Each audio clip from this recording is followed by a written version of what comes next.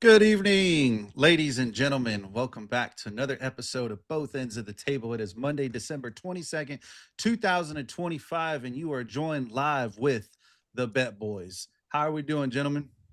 Fantastic. Amazing. I'm doing great. How are you? I'm good, man. How's the Christmas holidays treating y'all so far? Busy, dude. Well, it's hurting. Telling you, bro. Everything's hurting, bro. Yeah. Everything. Physically, emotionally, spiritually, Yeah. money wise. Not just But kidding. Boy, that income tax is getting spent, dog. No, I'm just kidding. it's all like next year. Right? Yeah, no kidding. But nah, man, it's busy out there, dude. Like the streets are busy. I don't know about where y'all are at, but Yep. Yeah, no, it Yeah. is ridiculous right now, dude. crazy. Ridiculous. Like once I get over the bridge into Rockwall, like all the shop, it's pretty much like the shopping center is right there. Like all your shopping's gonna be right there as soon as you cross Mm. over the bridge. So as soon as you get to the bridge, it is just it's a headache, man. It's a headache. And like without traffic, I got about 10 minutes 10, 15 minutes before I get to like where I need to get to from there. And then with traffic, dude, like 30, 40 minutes for no reason. Dude, and then it's like can't find somewhere to park and people over here saving spots and it's like, dude. People say me What? spots. What do you People what? saving spots? Yeah, like for example at the mall, like someone like they find someone pulling out, then they if they're like on the opposite side, someone gets off to hold the spot. Oh my Wow. gosh, bro. When HEB opened up over here like a month or two ago, people were like barely pulling up to their car with a full shopping cart. And then people would just sit. Waiting. Bro, and it's just Oh, like five five spots from the freaking back of the freaking parking lot, and they're just there. So like, man, you just go around them at that point and just keep going. Forget these people. You want to wait that long? I ain't trying to take your spot. I'm sure there's another one's gonna open. yeah. Can't No, do that's that. it's just crazy packed everywhere. Crazy. Yeah, it's I haven't had luckily I haven't had to deal with anything like that. I mean, it was when I went Christmas shopping the other day. I mean, I don't even know if it was really Christmas shopping. I just need to pick up some jeans and for Steven cuz he's not fitting in his jeans right now and he needed some for Christmas.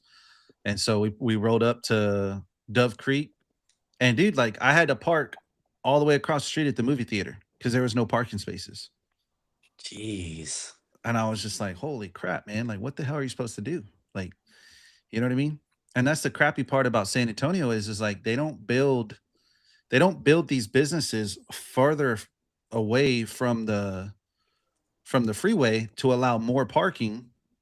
And so you're limited on parking space, you're limited on lot space, and there's only so much you can do. It's kind of ridiculous. But anyways, Hmm. it is what it is. So you guys all wrapped up? Are you guys all done already? Like done? Uh yeah, I mean almost. Still got a few things, Oh, okay. but most of it's done. Yeah. Yeah, I I gotta think get we're my kids. I think I gotta get all my kids one more toy from dad. yeah, you got to make it special, right? Yeah, I always go out and find something good last minute.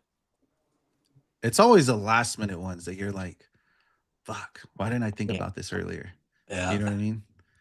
And then you're running around last second like a chicken with your head cut off, and you're damn near having to beat an old lady with a stick just to get through the damn parking lot to get to that toy, or somebody has the toy and you got to beat them with that stick to get the toy. Yeah, it's crazy, dude. Believe it or not, dude, my wife got rear-ended on her way home today. Oh, Oh dang. no.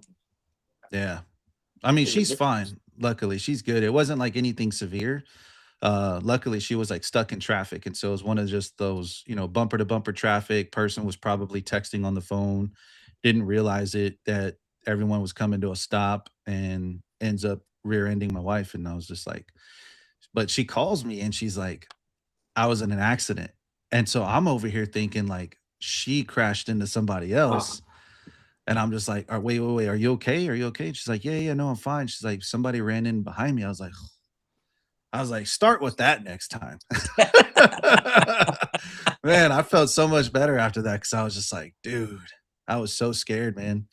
And but anyway, she's good. Everything's good. Luckily, the person had insurance, but it was shaping up to be a little bit sketchy because I was like, all right, you have to get out of the car. You have to talk to this person.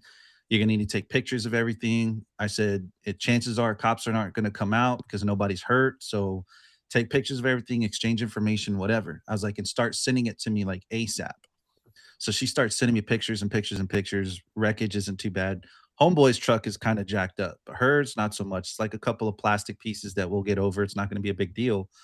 But then she sends me a picture of the insurance card, and the insurance card uh expired November 5th, 2025, and it wasn't even for the F-150 that hit her. It was for an '07 Sebring. So I was like, no, no, no, no, no. I was like, call the cops immediately. I was like, nope, call Yeah. them. I said, because now you're gonna have to get this like documented in case this dude doesn't have insurance, whatever. Luckily he just showed her the wrong one. Luckily he had insurance for it and it was valid and it was good. The cops came over and pulled it up and said, no, he's good, it's covered, whatever. So now we just got to make the call, get her shit fixed, and whatever. We'll be all right. Dang. But that hassle, man. Yes, I know. It That sucks. hassle. Yeah. But anyway, did you guys catch some football this weekend? Yeah. A little bit. Yeah, a little bit too. A little bit. Just a little bit. Man, dude. Yeah. Well, It was a busy weekend. It was busy weekend. It was a great weekend of football. Potential game of the year candidate goes out to the Seahawks and the Rams. So what do you Also, say? another catch of the year Yeah, I mean, candidate. bro, there was plenty of catches of the years. I mean, you could roll Puka Nakua's highlight tape, and they'd damn near all be catches of the year. Crazy. But anyway, so Thursday night's matchup between the Rams and the Seahawks may have been the game of the year. Matthew Stafford and the LA Rams visited the Seahawks Thursday night in an NFC leading showdown. Both teams fighting for the number one spot in the division and in the conference. Sam Darnold led the Seahawks down into the end zone on the opening drive, but LA took the lead and went up 13-7 at the half. The Seahawks would regain the lead coming out of the half thanks to Kenneth Walker running a 55-yard touchdown. From there, the Rams would respond by scoring 17 unanswered points to take the lead 30-14 in the fourth quarter. All hope would seem lost in Seattle, but hold the phone. The Seahawks forced a punt, and Rashid Shaheed returns it back for a touchdown, and Mike McDonald calls for the 2-point conversion to cut the lead to 8. The Rams take possession and force the punt again. Sam Darnold on the next drive finds tight end A.J. Barner for a 26-yard touchdown. Mike McDonald, wow, calls for another 2-point conversion. And this is where the fireworks get going, man. Sam Darnold throws a pass. It's deflected off the helmet of a Rams defender.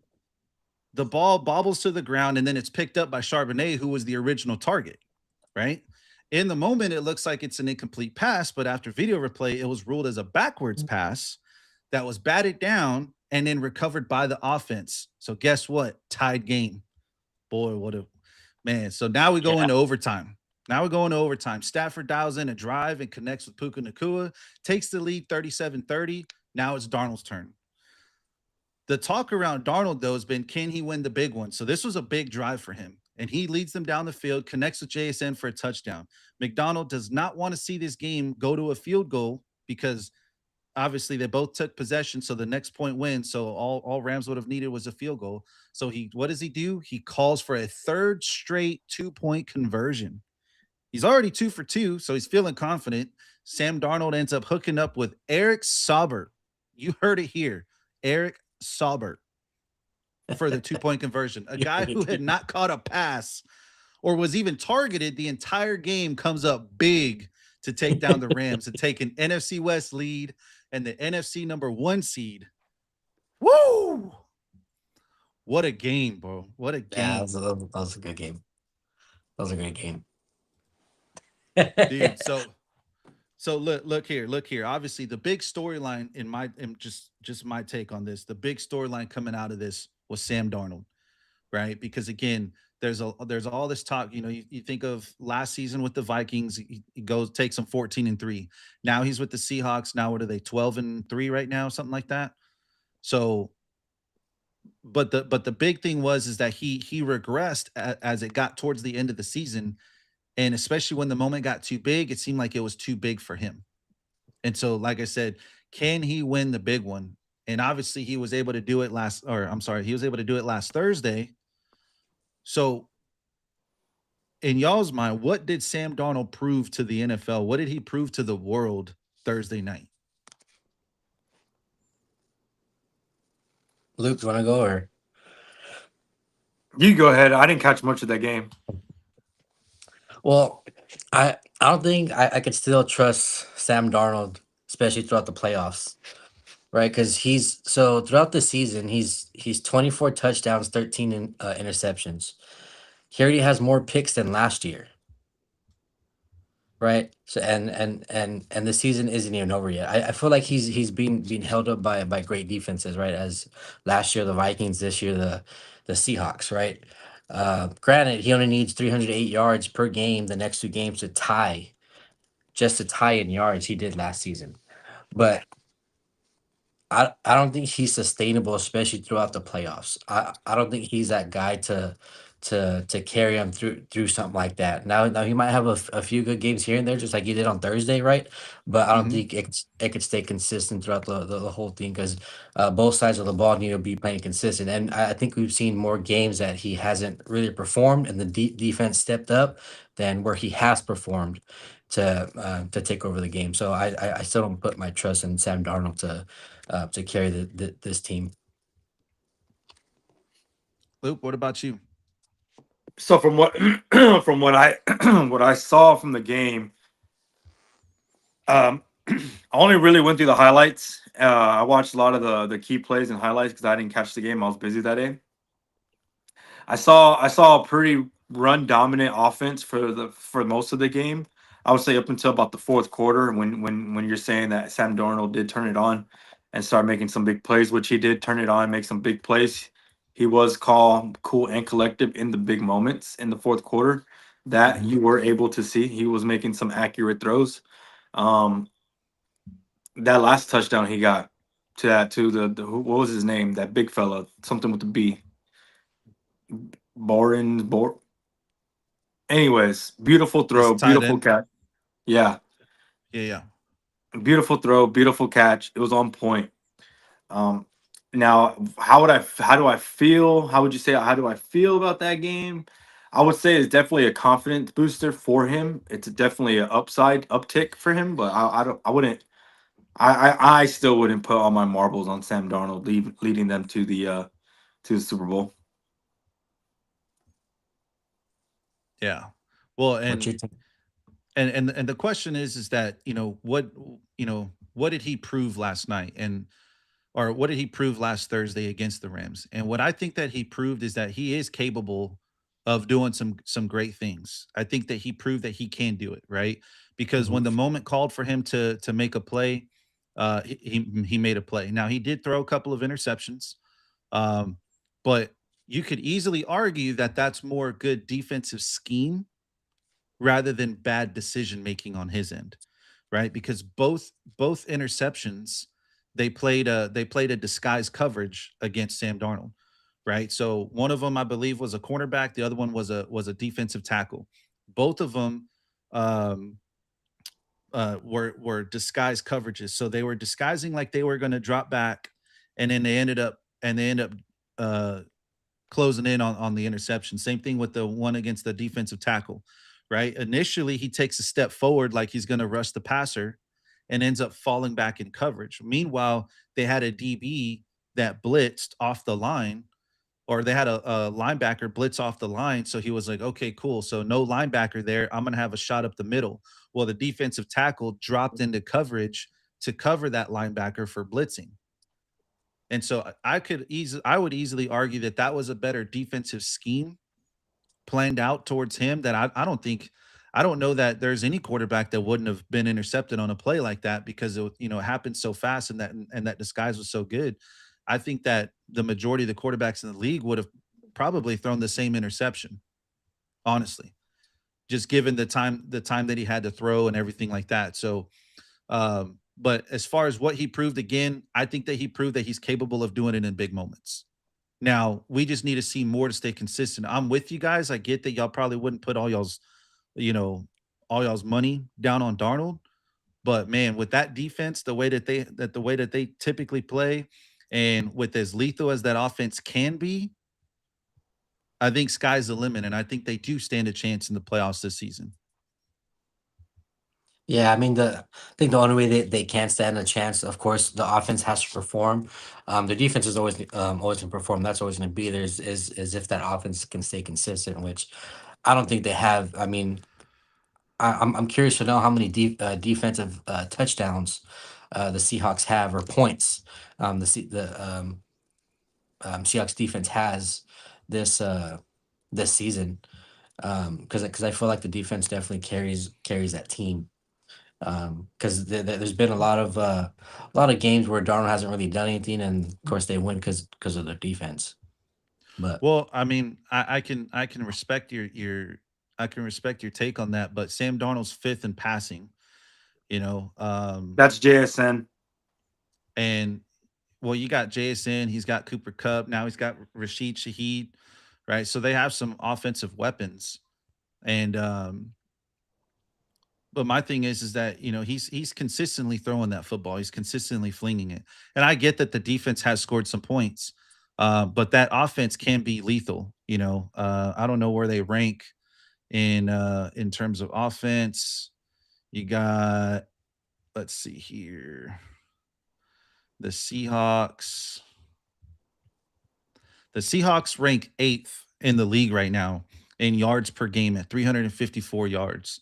They've scored 40 touchdowns on the season. So, I mean, they're a pretty so I stout mean, offense, Sam Darnold has half of them, or a little more than half.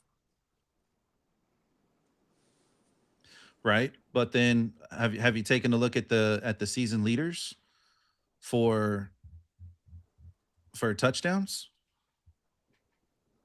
Outside of Matthew Stafford, who's at 40 touchdowns, Dak Prescott is ranked second, and let's see here. Actually, I'm sorry. Jared Goff is second in touchdowns, which is at 32. And then from there, it's Dak Prescott at 28. And then from there, it's 25, 24, 22, Well, 26. So, yeah, I mean, you still got Trevor Lawrence ahead of him, Josh Allen, of course, Josh Allen, Justin Herbert ahead of him. Um, Bo Nix is tied with him. Drake Mays ahead of him. Jared Goff, Derek Prescott at Stanford, like you said. So I mean, he's kind of down the yeah, list in the but top two. my point being though, so like let's just take let's take who is it? Let's see here. You got Jared Goff, for example. He's at 32 touchdowns, right? The Detroit Lions have 54. So that's half. That's just a little over half, right? So you got Jameer Gibbs and David Montgomery who are also scoring touchdowns too, right? Just Well, and Gibbs. then Montgomery scored well, like 3 or 4. and then within that top 10 that you had, he does lead in interceptions within that top 10 that you sent. hmm Well, and Bo Nix is at 24, and the Broncos altogether as a whole have 41.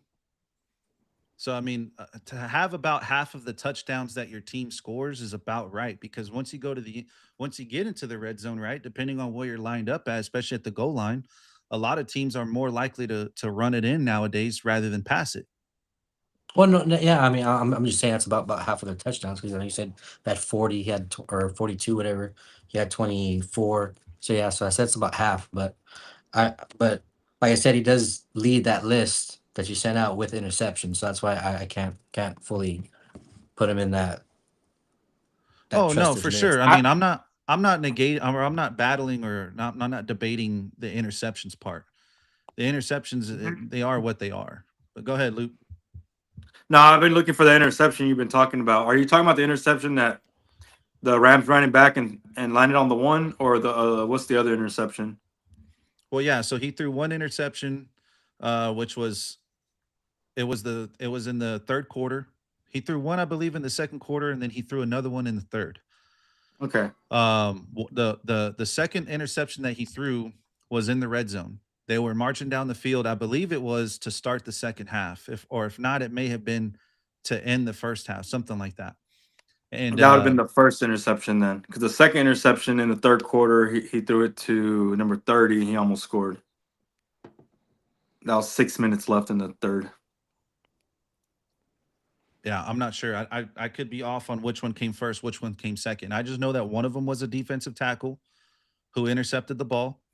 It was in the red zone, and then there was another one that he threw towards the sidelines that got intercepted as well. And so again, if you watch the playback on both of those interceptions and you look at the coverages, they disguised their coverage. They acted like they were going with the defender, and or the cornerback acted like he was going with the defender, ends up dropping and ends up intercepting the ball. The one in the red zone with the defensive tackle lunges forward like he's going to rush the passer, but then ends up dropping back in coverage because a linebacker had already blitzed. Well, as soon as he drops back, the ball comes up and comes right to his face. I mean, you can't draw it up any better than that. It was a perfect defensive call. And when you watch the film, when you watch the highlight films that that Prime had, and it shows you like from behind Sam Darnold up close, Hmm. you almost can't even see the tackle come out from the line of scrimmage. Like that's how good the coverage was. I want you one interception, and he just threw his ball behind him.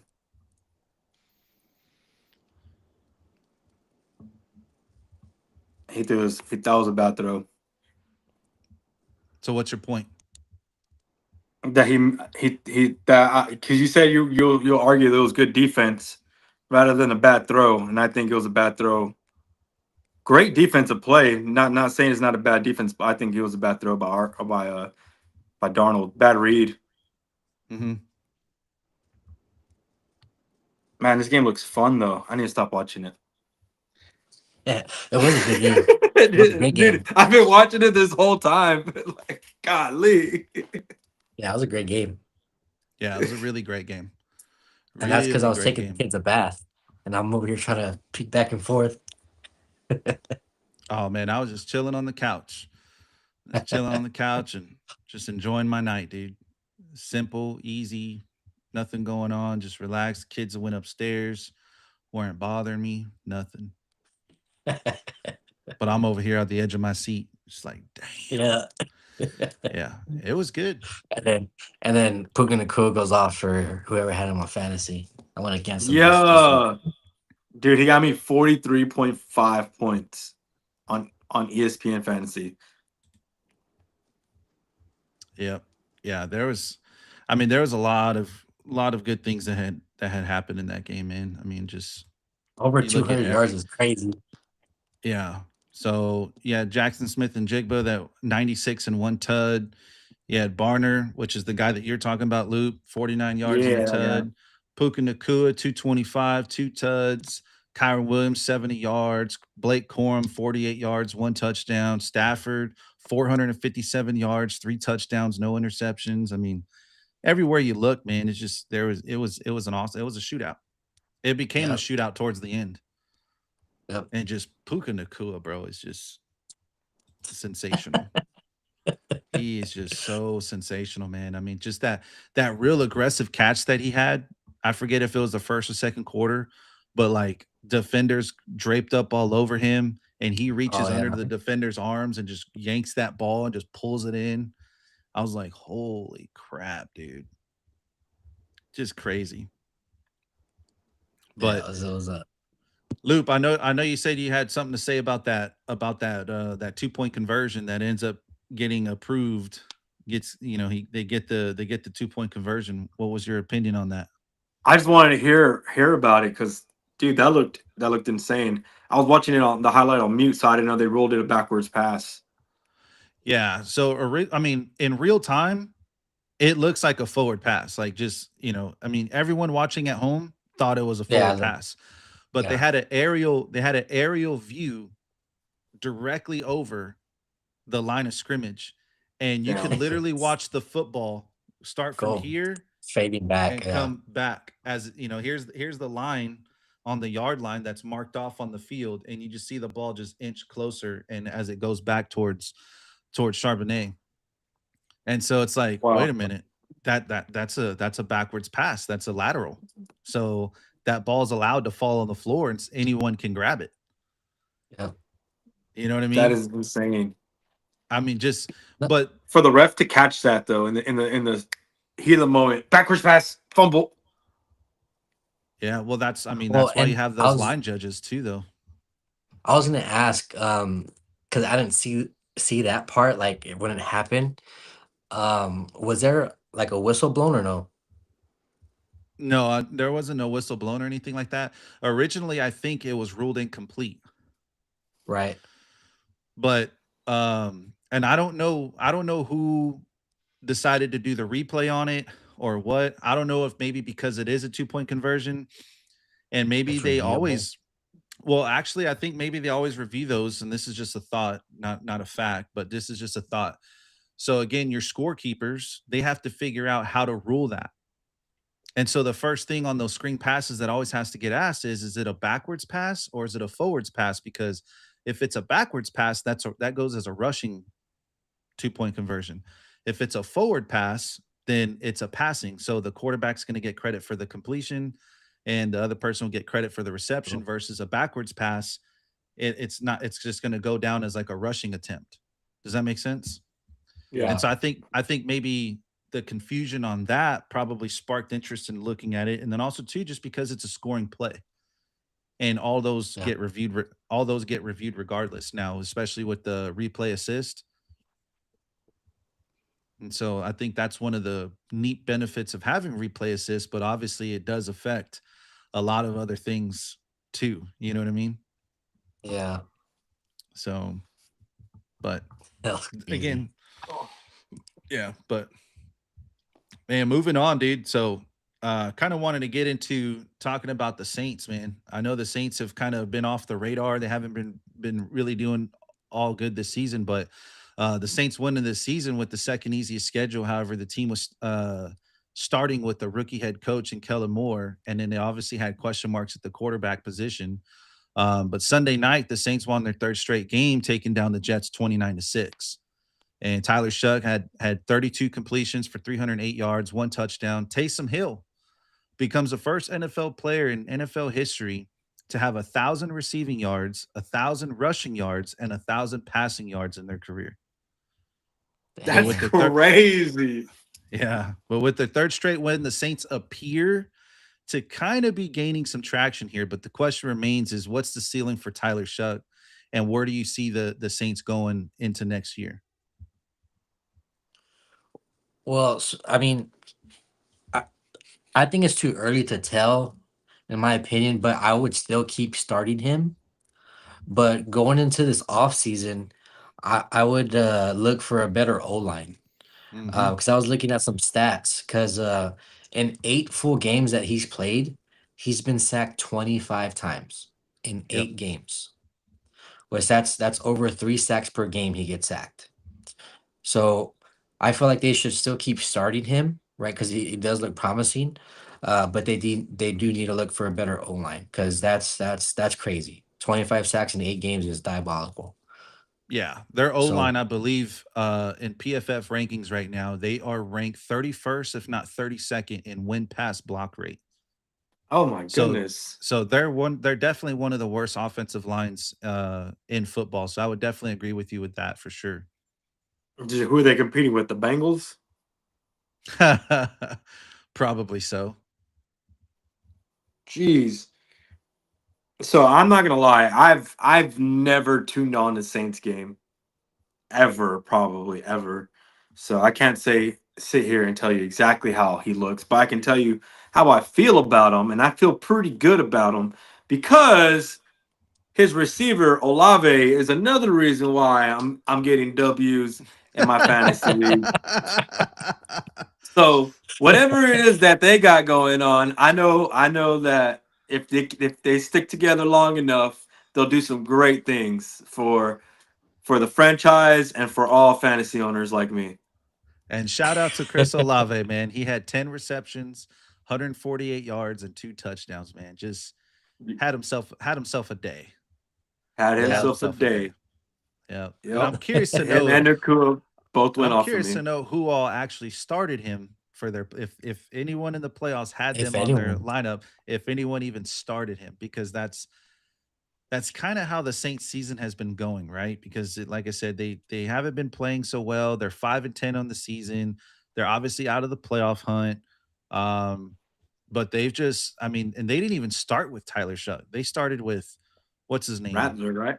Spencer Rattler, Rattler, yeah. and had to kind of more or less move on from him to see like, okay, what do we have in this rookie? Like we drafted him, I believe they got him in the first round, so it's like, Hmm. or if not, they got him in the second round, something like that. But it's like we need to figure out what we have with this guy because we're obviously not going anywhere. Do we need it? Are we still in the quarterback market? Or can, like you said, Cisco, can we move on to the O line? Because Yeah. I'm of Well, the and mindset that they need to start moving on to the O line. for sure. Yeah. I was gonna ask too. They got picks for the trade, right? With Shaheed. Yeah, but it was Mm, like a fourth. It was like I believe I thought it was like a fourth round pick. It wasn't anything crazy. I Like mean, it's not going to make that you much of a difference on them. But here's the you can flip still side pick to up it a though. good lineman. Here's the flip side to it though, right? Some of their linemen are actually pretty young. Some of them only have 2 years in the league. So that could also be like a development piece too, right? Like how can we get these Yeah. guys to develop a little bit better? Obviously with Kellen Moore, he just left Philadelphia, took the Eagles to the Super Bowl, won the Super Bowl against the Chiefs, who had one of the best defenses last year. So it's obvious that Kellen Moore can draw up some pretty creative Yeah. offensive schemes.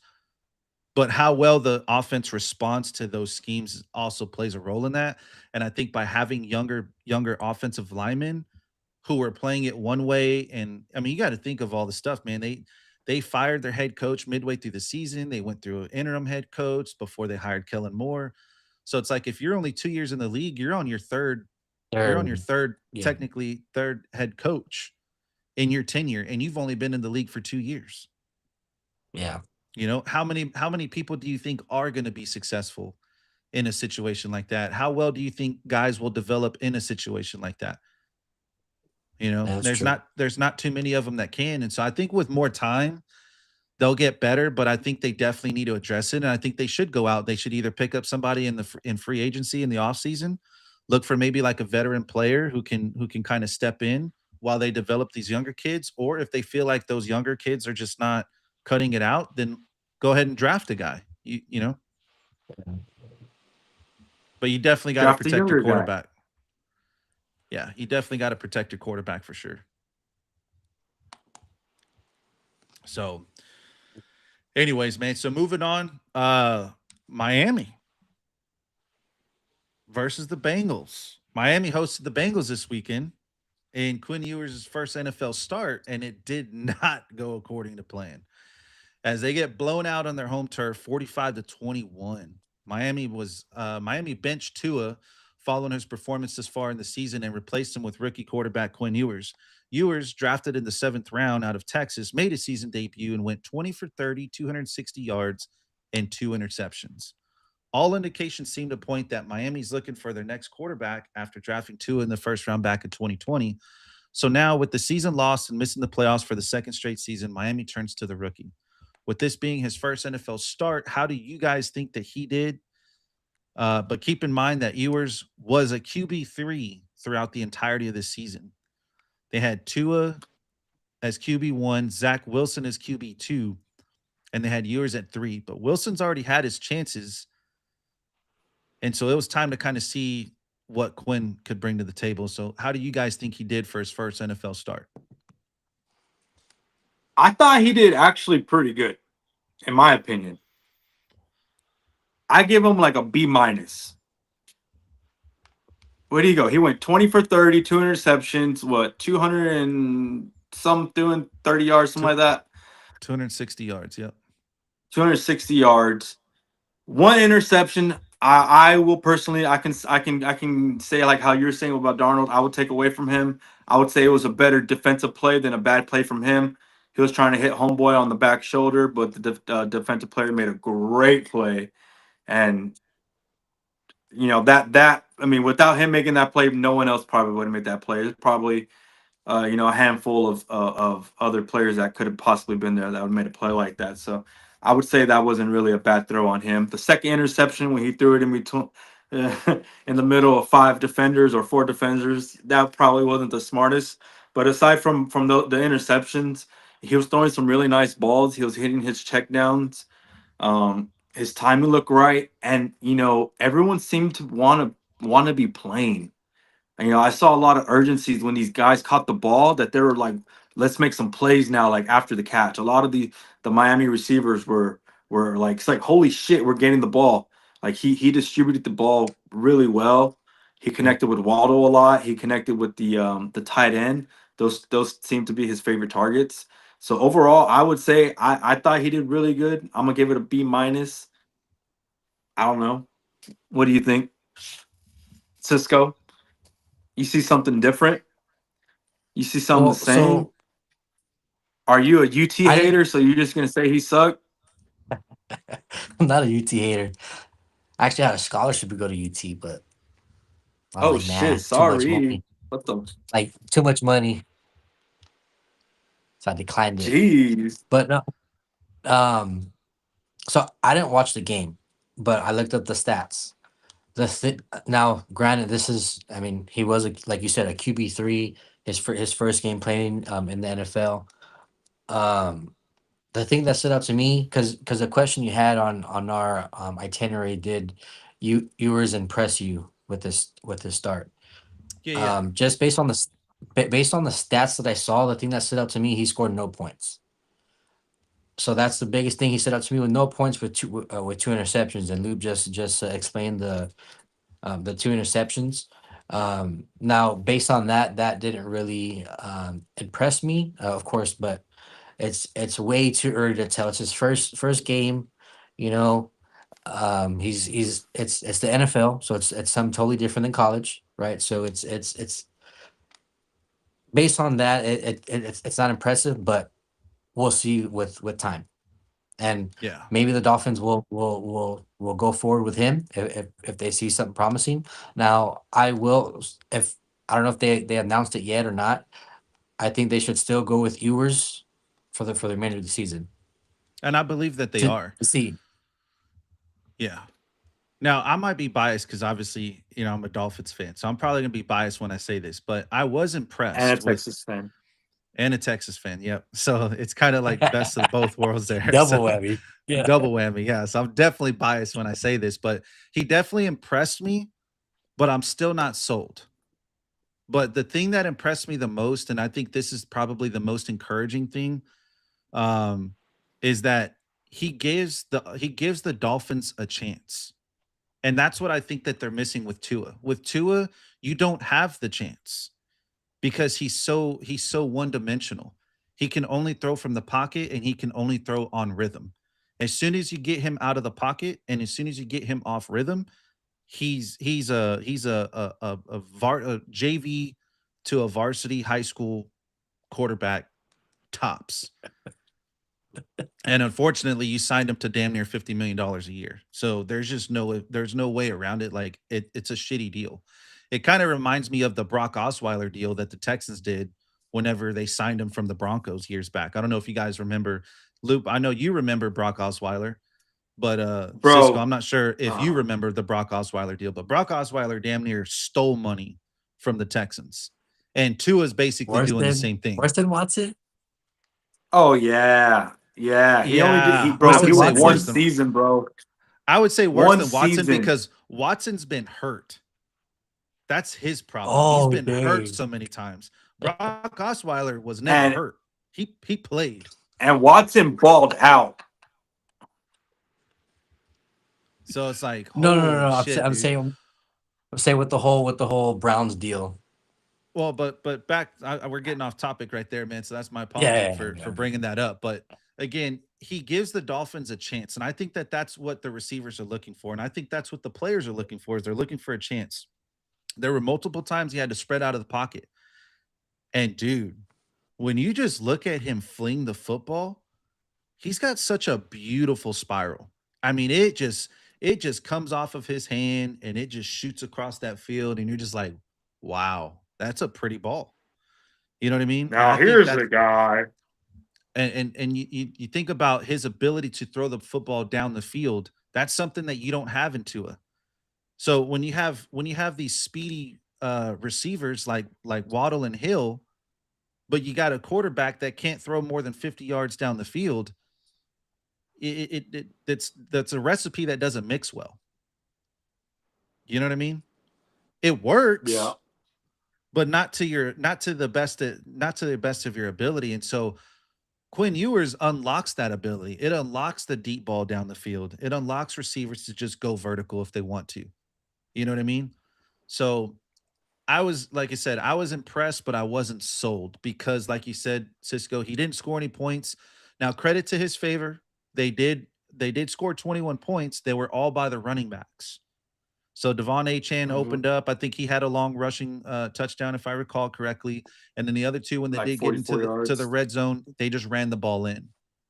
And but that's going to be a lot of what you see from Mike McDaniel's offense. You know that they're a rushing team, plain and simple. They're a run the ball first type of team. It's run the ball, play action, pass. That's how they live and die.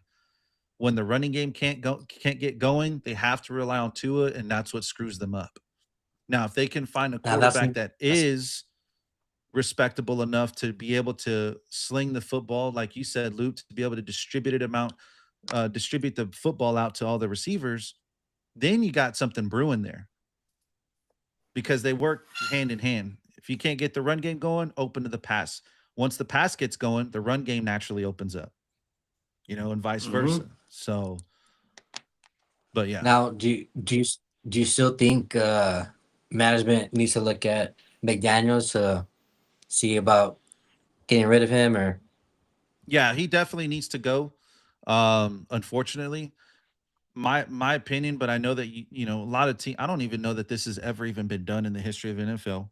And I think I've mentioned this to you guys is I would love to see him get demoted as a head coach and remain the offensive coordinator because I think he's a really great offensive coordinator and I really like his schemes. But this is re- remind me later about, remind me in about a couple segments about Mike McDaniel, because I think I got a pretty good take on that too. yeah, yeah, yeah. No, for sure. But I think he has a really good offensive scheme and I think the way that he draws up plays, they work really well, but you have to have the right personnel for that. Now, I think everyone fits within that scheme except Tua. And I think Quinn, with the ability to scramble out of the pocket, unlocks a lot of what this offense is capable of that they're incapable of with Tua at center. And so I would love to see him, or wouldn't mind seeing him get demoted, but obviously we know that that's not going to happen. He'll definitely get fired and they'll bring in somebody else. The question is who do they bring? Because I think they're going to probably get rid of both the head coach and the defensive coordinator at the same time. Yeah. And so you're talking about a whole new different regime down there in Miami for what the 10th time in the last 2 decades. I I think Texans defensive coordinator has been getting looked at for head coaching positions. Yeah. And we got a pretty good defense. We have Yeah. a pretty good Yeah. defense. We have great talent defensively. Defensively, we have some really good talent. But again, the scheme around things, and I think the aura around two. I feel like Tua has lost the locker room. I don't think Mike McDaniel's lost the locker room. I think Tua did. And I think that Mike McDaniel's is having to kind of fend off the players from Tua because of how bad it's been. Tua, you go back to earlier in the season when Tua starts calling out players, And in the press conferences. it's him. That wasn't a good look. And then he later on comes back and apologized for it, which now makes it seem like it was him that was not showing up to these studies or these meetings or whatever the case may be. And so it's just not a good look all the way around. And so I think that locker room has just lost faith in Tua, not necessarily Mike McDaniel. But Yeah. you know, could be different. But Yeah. either But way, but man. nonetheless, Ewer's day was overshown by Chase on the Bengals. Yeah. Chase had himself a day, bro. Well, and Joe Burrow had himself a day, 300 yards passing, 4 touchdowns. I mean, Chase had 109 receiving yards, but he didn't have any touchdowns. It was No, not that Chase. Chase Chase Brown. Brown. oh, Chase Brown. Yeah, yeah. Chase Brown had himself a pretty good day. 3 touchdowns combined total. Two touchdowns. Two touchdowns. Over 200 yards right from scrimmage. No, he had 3 touchdowns. He had 2 receiving and 1 rushing. And he had 43 yards receiving. He had 66 yards rushing. Let me guess, you have So him on your Damn. squad. No. yeah, he definitely I had just saw himself I a just day, saw a man. meme and it said Chase had himself a day. No, not that Chase. Chase Brown. What's crazy, man, is that what's crazy is I don't know if you guys saw this, but there was a report that came out the other day that because I don't know if you guys are aware, but Tua and Joe Burrow were drafted the same year. Same with Justin Yeah. Herbert. So it was Tua, Joe Burrow, and Justin Herbert. Well, we've already known, and it's been known publicly that Brian Flores, who was the coach at the time, he wanted Justin Herbert. He didn't want Tua, and that was part of the They're reason like right why. back to back. Yeah, so Tua went, I believe, fourth or fifth, and then Fifth. Justin Herbert Yeah. was right afterwards at Six. fifth or sixth. And but so obviously that didn't pan out the way it wanted to. Brian Flores didn't get the guy he wanted. They ended up going with Tua, and that's kind of what led to Brian Flores kind of getting pushed out of the organization, was because he knew that Tua wasn't the guy. And for the longest time, the way the media spun off the story is that, Flores was basically like verbally abusing him, making him feel like shit, wasn't giving him team captain, wasn't allowing him to be like a vocal leader on the squad. He just did not have faith in him. So it made Brian Flores look bad. And since then, it's done everything else has worked itself out to where Brian Flores Proving actually him right. looks like, yeah, Brian Flores looks like the mastermind behind it. Like, this guy knew the talent wasn't there. And so, but anyways, the story came out like I believe last week that the Dolphins actually offered the Bengals 4 first round picks to move up in the draft from the fifth spot to the first spot, so that way they can select Joe Burrow. And the Bengals didn't bite on it at all. So obviously, I bring that up because the whole Burrow situation, with him kind of contemplating whether or not he wants to stay in Retirement. Cincinnati or retirement, nobody knows what he really means by that. But I bring that up because everyone's been wondering, well, what's the trade value for a Joe Burrow? What's it going to take? Well, the Dolphins offered them 4 first round picks before the dude ever even signed an NFL contract. Before he even stepped on the field, he was worth 4 first round picks. Imagine what he's worth now. You're talking picks and players at the same time. You're throwing a whole farm at this guy, most likely. It's crazy. This just in, Yep. the Houston Texans have elected to give away their 2030 to 2020 to 2040 draft picks to the Bengals for Joe Burrow. Imagine, Damn. bro, a whole decade of drafts. 10 first round picks. That'd be nuts. Yeah, that's crazy. That's insane. Yeah. I mean, because Joe So, Burrow's that guy. and could you imagine, bro, Burrow down in Miami, bro? Joe Cool with that swag?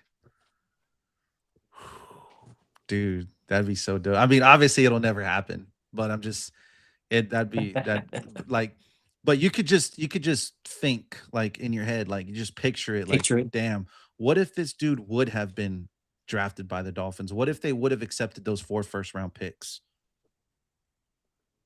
That'd been crazy. So, but What anyway, if I Brian see man. him with Flores the was still grill. there? Well, speaking of other quarterbacks, Yeah, man, I wanted to bring up them Jacksonville Jaguars versus the Denver Broncos, man. Another yeah, crazy quarterback matchup there Just a versus small market team. Trevor Lawrence and yeah, Trevor Lawrence and Bo Nix. Sean Payton with the comments, right? Oh, it's crazy what a small yeah, market team can do, and it's great. And then Liam Cohen, you heard him clap back at that, yeah. Yeah, dude. Liam Cohen's a dog, bro. He's a dog, we're but just a small market team. yeah. So the Jacksonville Jaguars, man, they walked into Mile High Stadium and defeated the Broncos 34-20 to maintain the first place in the AFC South.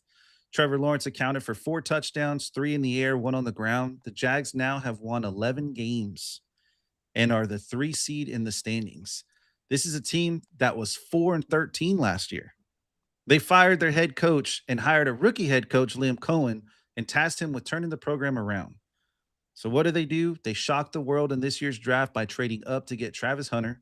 They start off hot by winning 4 of their first 5 games, then tail off by losing 3 of their next 4, and then lose Travis Hunter for the season in the process.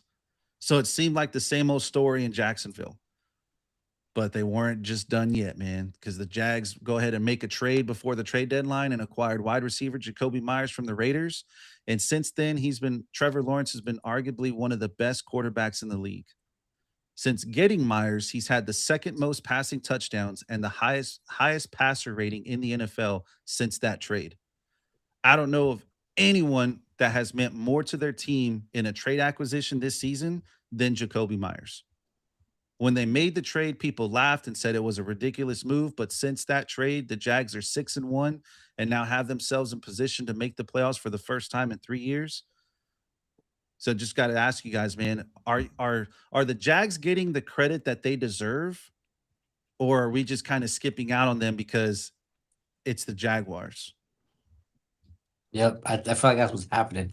I feel like we all consider them to be good, but I don't think anyone had them on the radar to be doing what they're doing.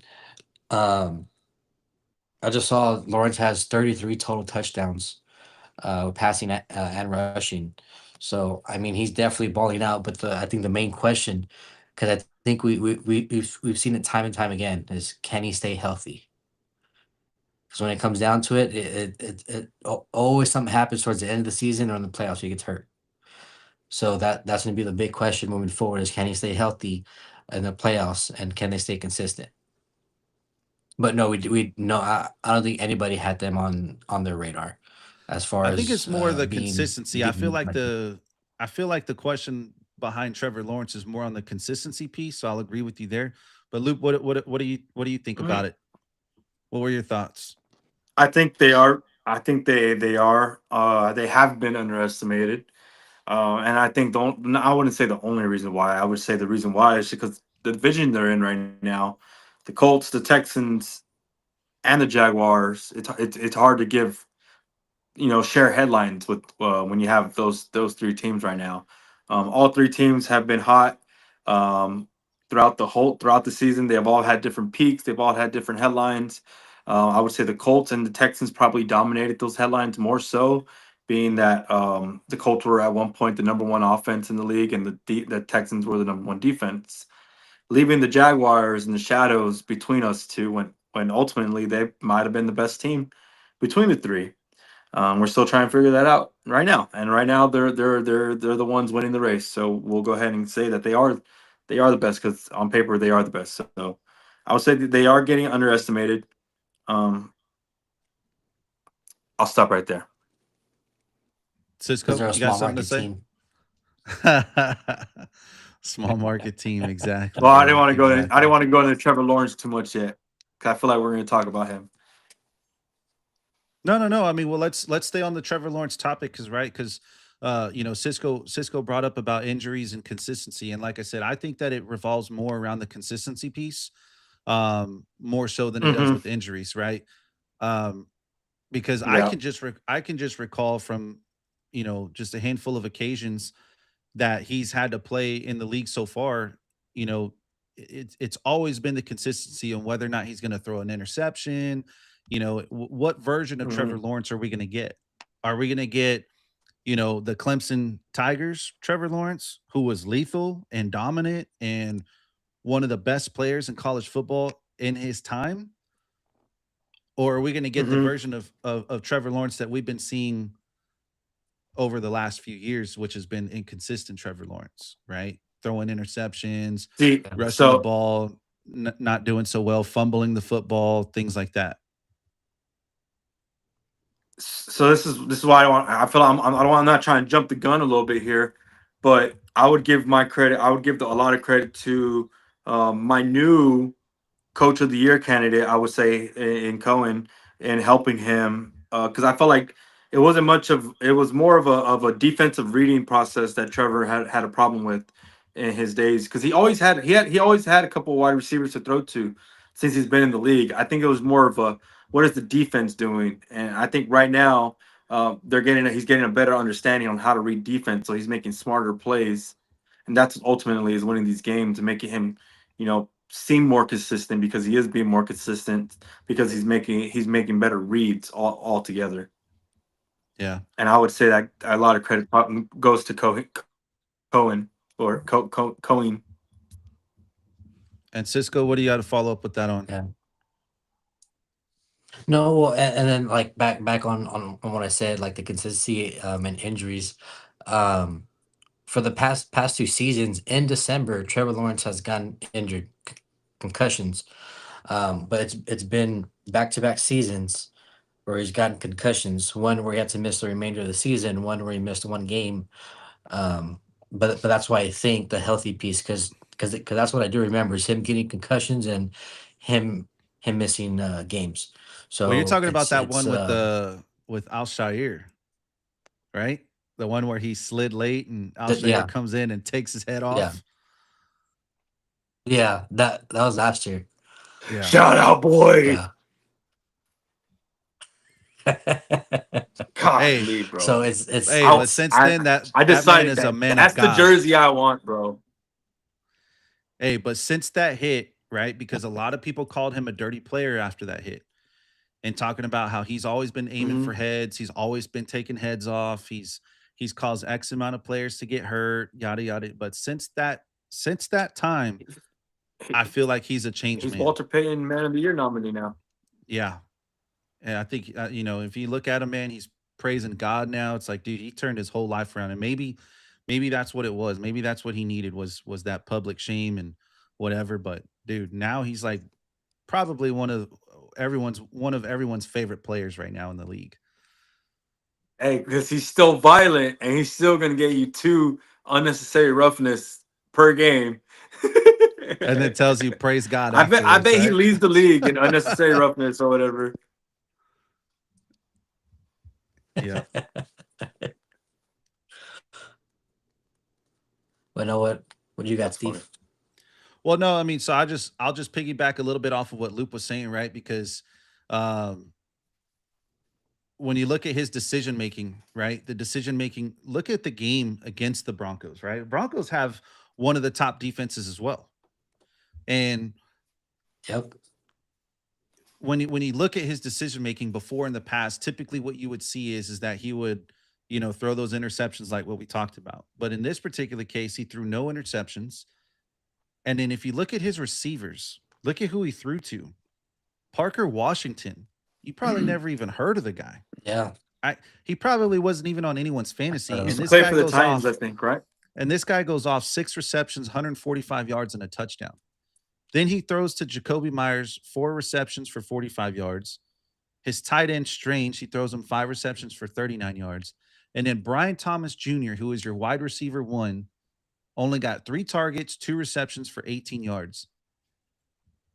And they were still able to put up 34 points. So when you can do that, I credit the decision making on Loop's end, what you're talking about, Loop. I credit the decision making because you already know that defensive scheme, that defensive game plan for that game is to double up Brian Thomas Jr. and to not allow Jacoby Myers to beat you. I guarantee you they were not expecting Washington to come out and put up 145 on them.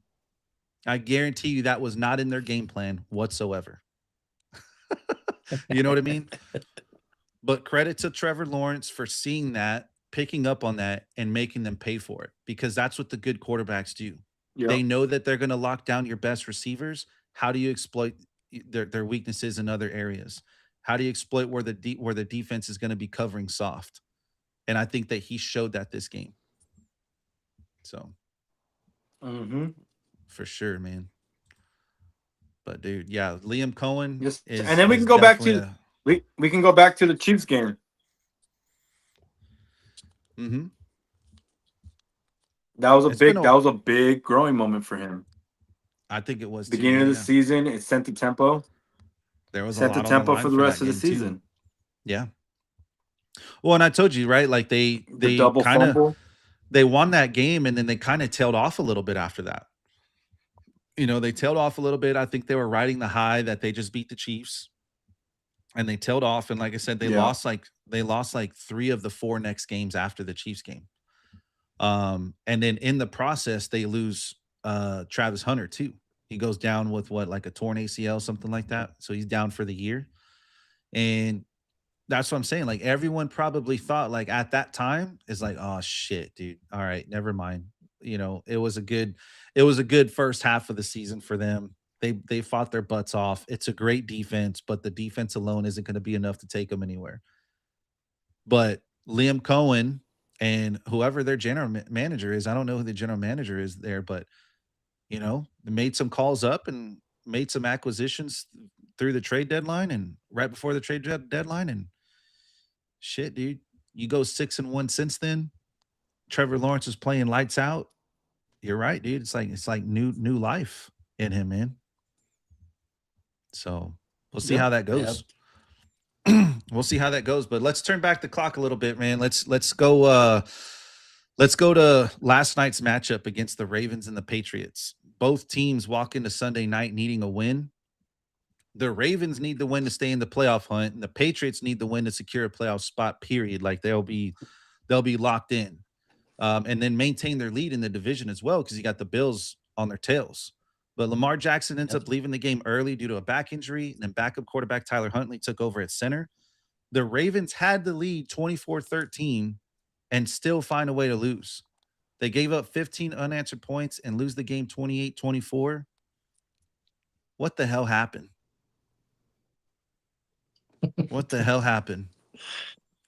But the real question is, obviously they're pretty much eliminated from the playoffs at this point. I think their playoff chances is still at like an 8%, but there's a lot of things that need to happen in order for them to make it. For sure they have to win out, and I think they have to have the Steelers lose out.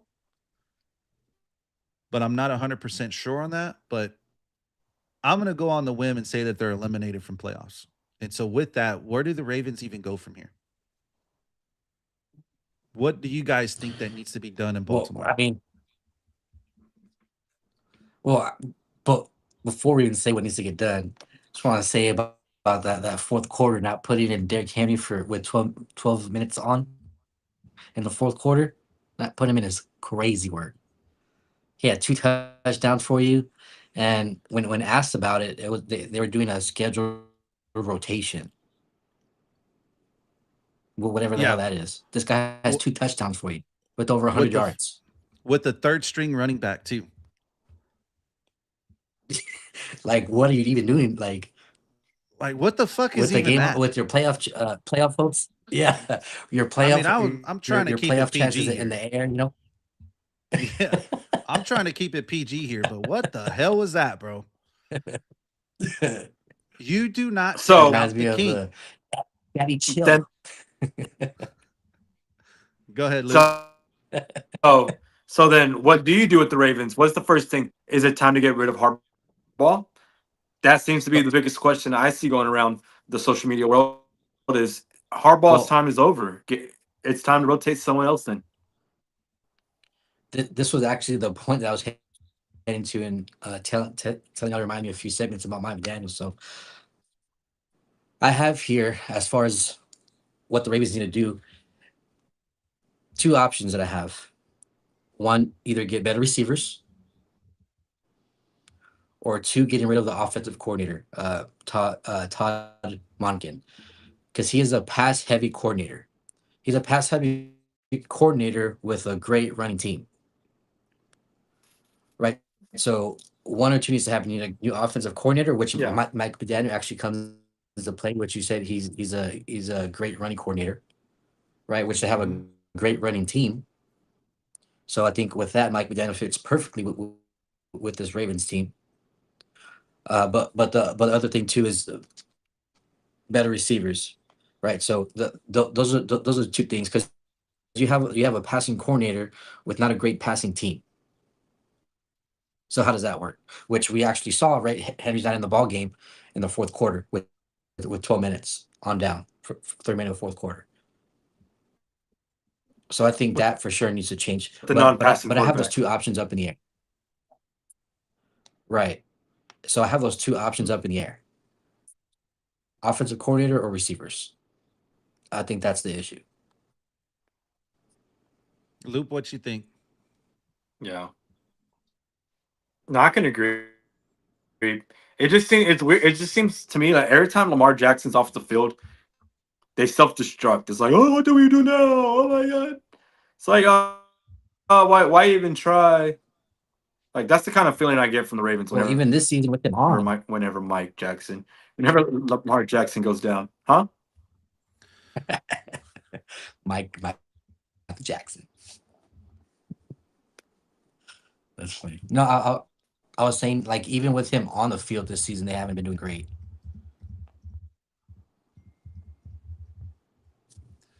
Yeah. Well, so here's my whole thing. I don't think that they're going to get rid of Harbaugh. I don't think so either. And the reason I say that is because when you put it into layman's terms or in context or whatever, just basic principle of context. If the Baltimore Ravens were to part ways with Jim Harbaugh or John Harbaugh, I'm sorry. If they were to part ways with John Harbaugh, that guy's phone would be blowing up off the rails from every single team that needs a new head coach, and he would probably get phone calls from teams who already have a head coach and might just consider taking him over their current head coach. That's how fast that guy would get a job. So when you have a Yeah. coach like that in your locker room, you don't let him walk. Unfortunately, you have to ride him out. On the flip side of that, you have to look at what kind of a coach he is. He's not the type of coach that's going to sit there and call plays on offense or defense, right? He's a leader. He's a leader among men. That's or he's a leader of men. And those are the types of coaches that you want. You know, Bill Belichick was another one of those guys. He was a defensive minded coach, but he wasn't calling plays. He left that to his coordinators like Matt Patricia, Josh McDaniels, things of that nature. Same thing with Harbaugh. Harbaugh lets the coordinators do their job and he does his. He manages the game. Now that's where I think that there needs to be a little bit of course correcting is the way that he does manage the game.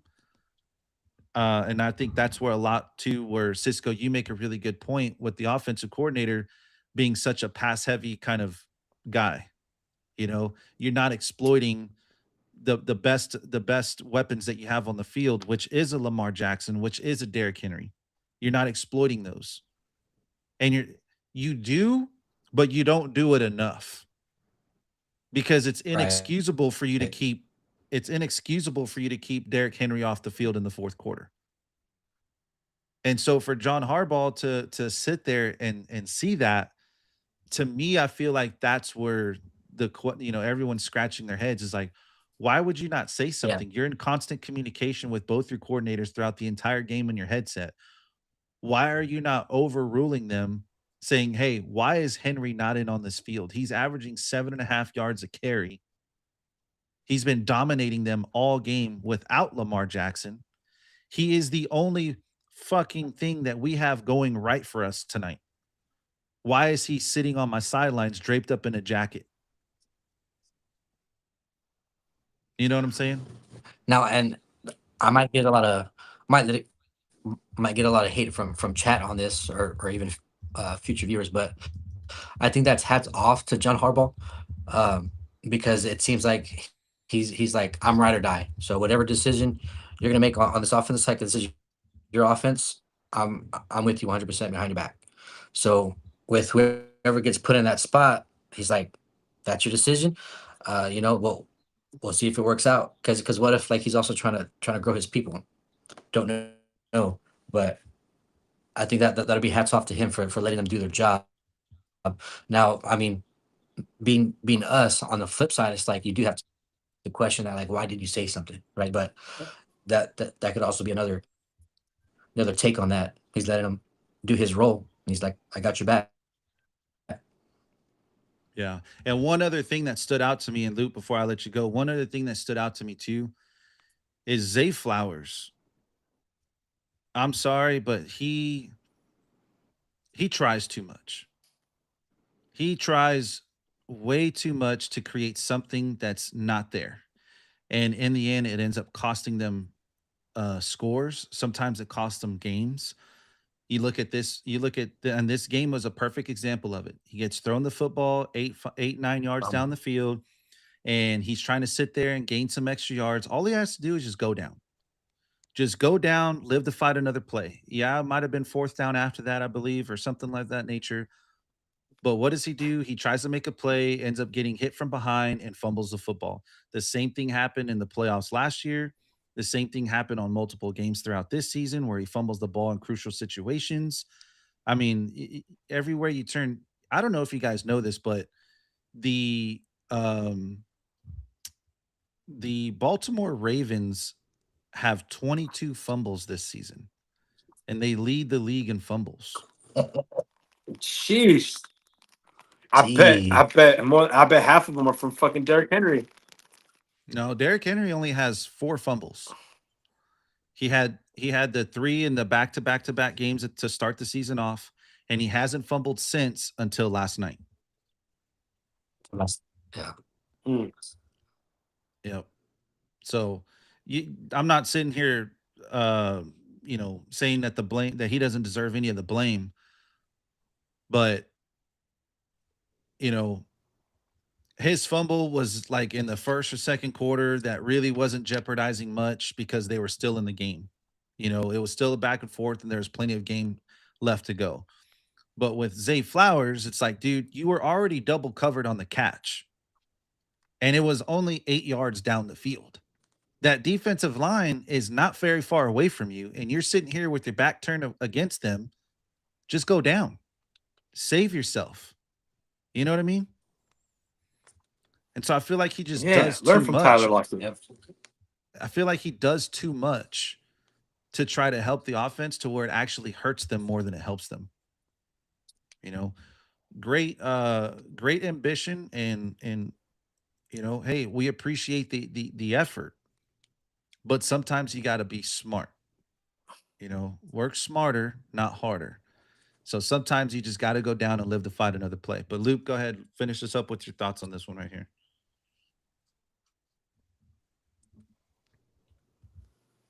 On this segment. My thoughts don't really have any. He's all No, good, that's bro. fine. I wasn't expected to get transferred back over. Well, no, that's fine. That's fine. But so leave it to us because we want to leave Commercial it, break or what? no. Oh, commercial break? Yeah. So we could restart. You said we Okay. were Yeah. kind of cutting off in and out. Yeah, that's fine. That's fine. I'll uh I'll run it back. We'll run it back. Take a quick minute and a half break, my friends.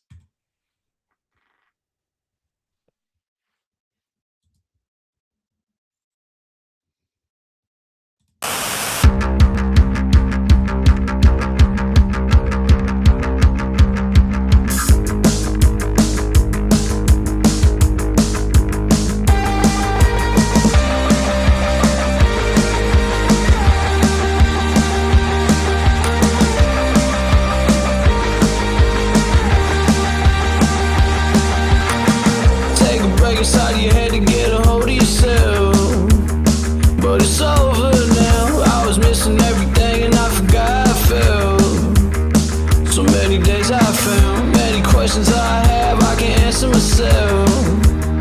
And I just don't know how to make it right. Instead, I live with things I never would tell. Never tell. All the good and bad things quickly pass me by. I don't know what I miss till I open my eyes. And I can see it all. I can feel it all again. Hope I don't lose control and repeat this all again.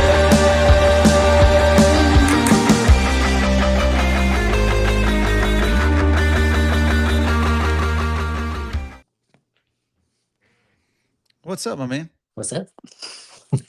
We're back. We're back. We're just waiting for Loop real quick. Trying to Oh, get set with that desk and that desktop. oh yeah, Yeah. that'd be pretty cool, man. So that way we're not having this issue. Yeah, for sure. You can get hooked up to Ethernet, bro. Yep. I'm gonna need a long one too. Like opposite side of the house. Yeah, that's how I run my PC right now too. Once I get all the rest of the There it equipment up, it'll is. be running the same thing. But cool, man. So welcome back, right? So let's pick up where we left off because we're just talking about the Patriots and the Ravens game, right? And we kind of tackled one end of the table with the Ravens, but we want to move over to the other side and credit the Patriots, right, for staying in this and fighting it out because there were question marks on the Patriots as well going into this game. The Patriots, who are the number 2 seed in the AFC, are 12-3 on the year, and they've had one of the easiest schedules going into the season. Many people have questioned whether or not the Patriots are for real or if they're just a product of something beyond their control. Whatever the case, they complete the comeback.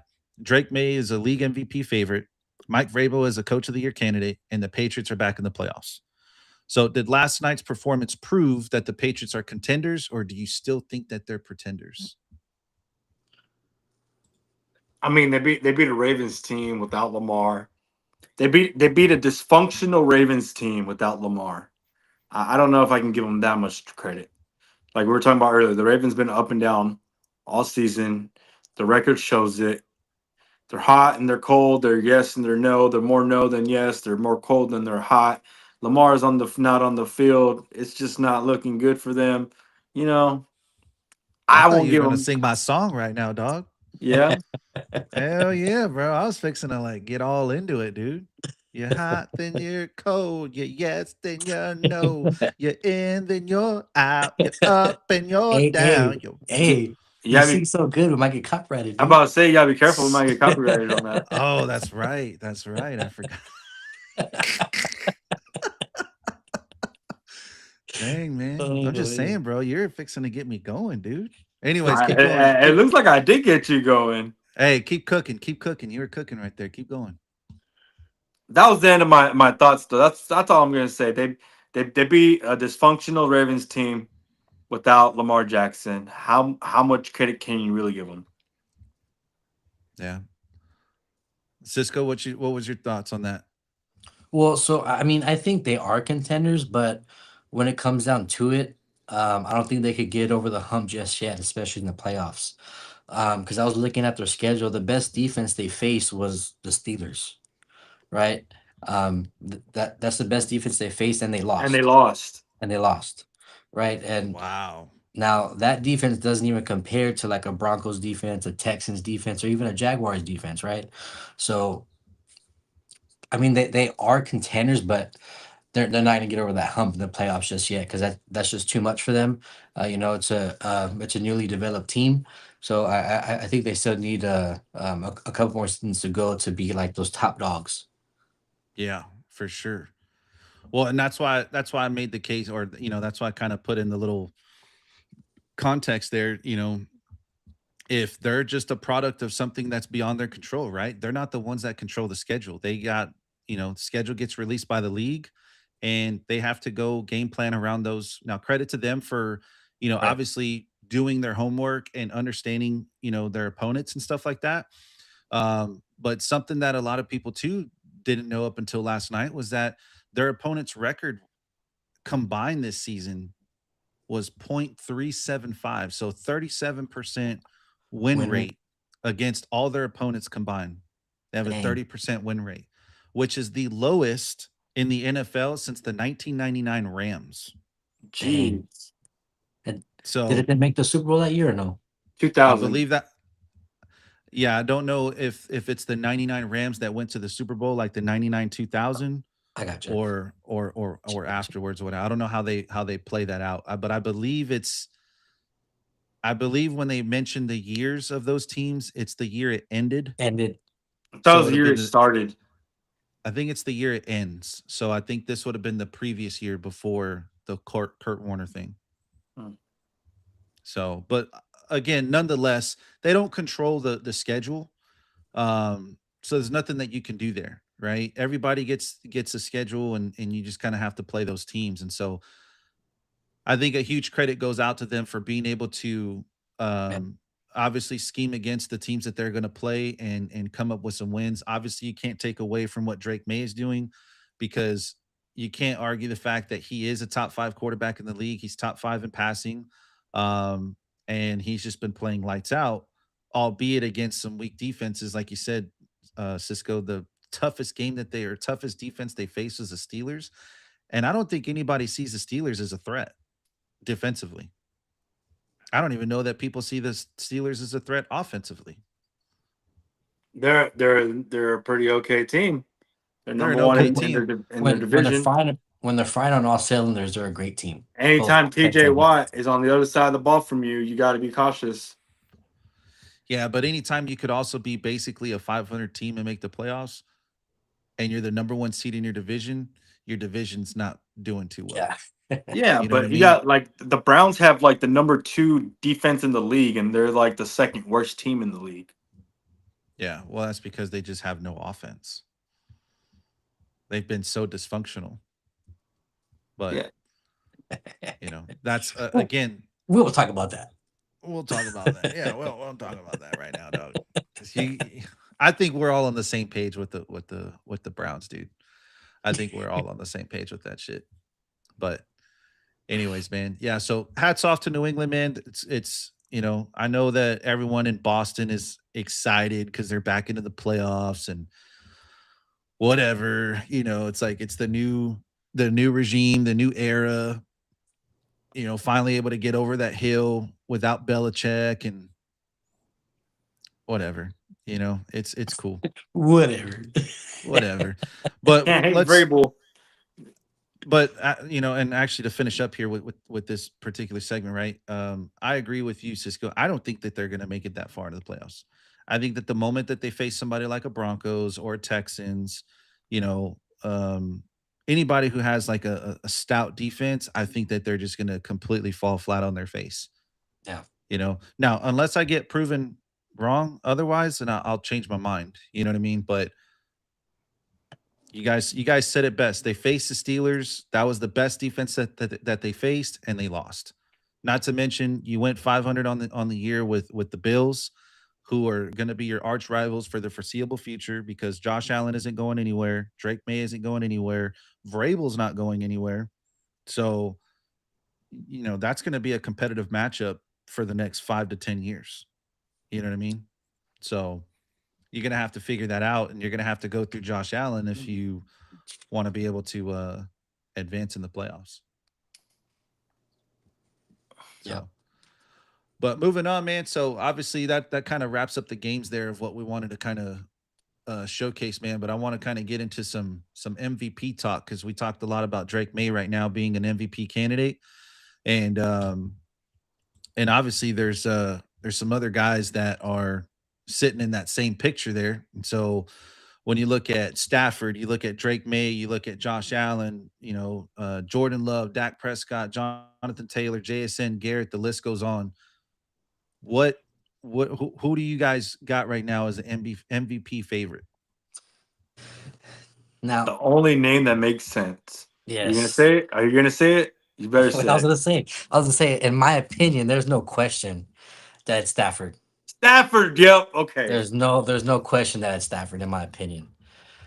And I mean, this guy has 40 touchdowns, 5 interceptions, right? Over 4,100 yards. Now, May is only a little over 200 yards away, right? But he only has 25 passing touchdowns, right? Compared to 40 passing touchdowns by Stafford. But I also think he's going to get it too. Also, because like how we're talking about the strength of schedule, right? Look at the teams that Stafford's faced versus the teams that May's faced, right? And Stafford can pick apart that a defense, I think, better than anyone on that list right now. Now, Never mind the schedule, bro, or the teams that they played. Look at the division that they're in. yeah, yeah. That's a tough division right now. You got the Beside the Seahawks, the Cardinals, Rams, At and the the age 49ers that oh, he's doing 49, I it don't at say too. Cardinals. Yeah, at the age that he's doing it. And to think that he came into the season with a back injury where people didn't even think he was going to play. They didn't think he was going to start the season. yeah. So No, like, yeah, wow. yeah. I would be shocked if it's someone else other than Matthew Stafford, because this man is playing like he wants another ring right now. Boy's He's gonna get playing that like it's fantasy. his last season. He's gonna get Yeah, that that's fantasy exactly six. what he's Yep. doing. Yep. Right off into the sunset with another ring. Yep. I think that he's got that kind of planned out in his mind. I don't think he's telling nobody, but I think everyone kind of reads the writing on the wall. I think that this is his last season, and he's trying to make it to the Super Bowl and go out like a champion, just like his brother. You know what I mean? Clayton Kershaw with the LA Dodgers retires. This is his last season in MLB. Had a Hall of Fame career. Was a Hall of Fame pitcher. He's going to go down as one of the all-time greats and walks out on top as a World Series champion. And I think Stafford is on pace to kind of try to do the same thing. You know what I mean? I think if they win out this season and they win the whole thing, I think Stafford retires. Yeah, dude. Yeah, he's definitely been playing. Um, he's been balling out for sure. I mean, and just like we said, his division's competitive. The teams he's played is competitive. Outside of the division, he's still putting up numbers, playing the way he's playing. So yeah, there's no question that it's him.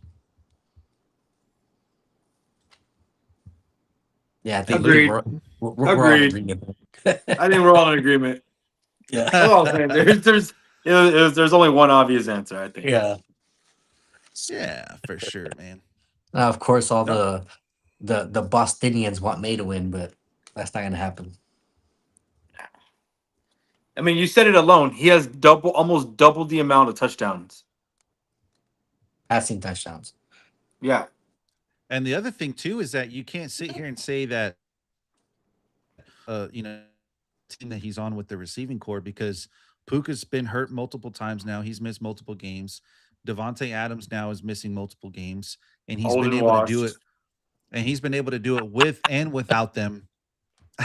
Old and washed. That was funny, man. That was such a great take, because it couldn't have happened at a more perfect time. Yeah. Where Devontae Adams the next fucking week. basically literally basically reminds the entire world why he is who he is. You know what It's I like mean? it's like he watched this podcast and was like, you know what, I'm gonna show up Luke for the next I'm couple gonna games. show Lead this the guy league. out. Yeah, he had to have read it, man, or he had to have seen it or something.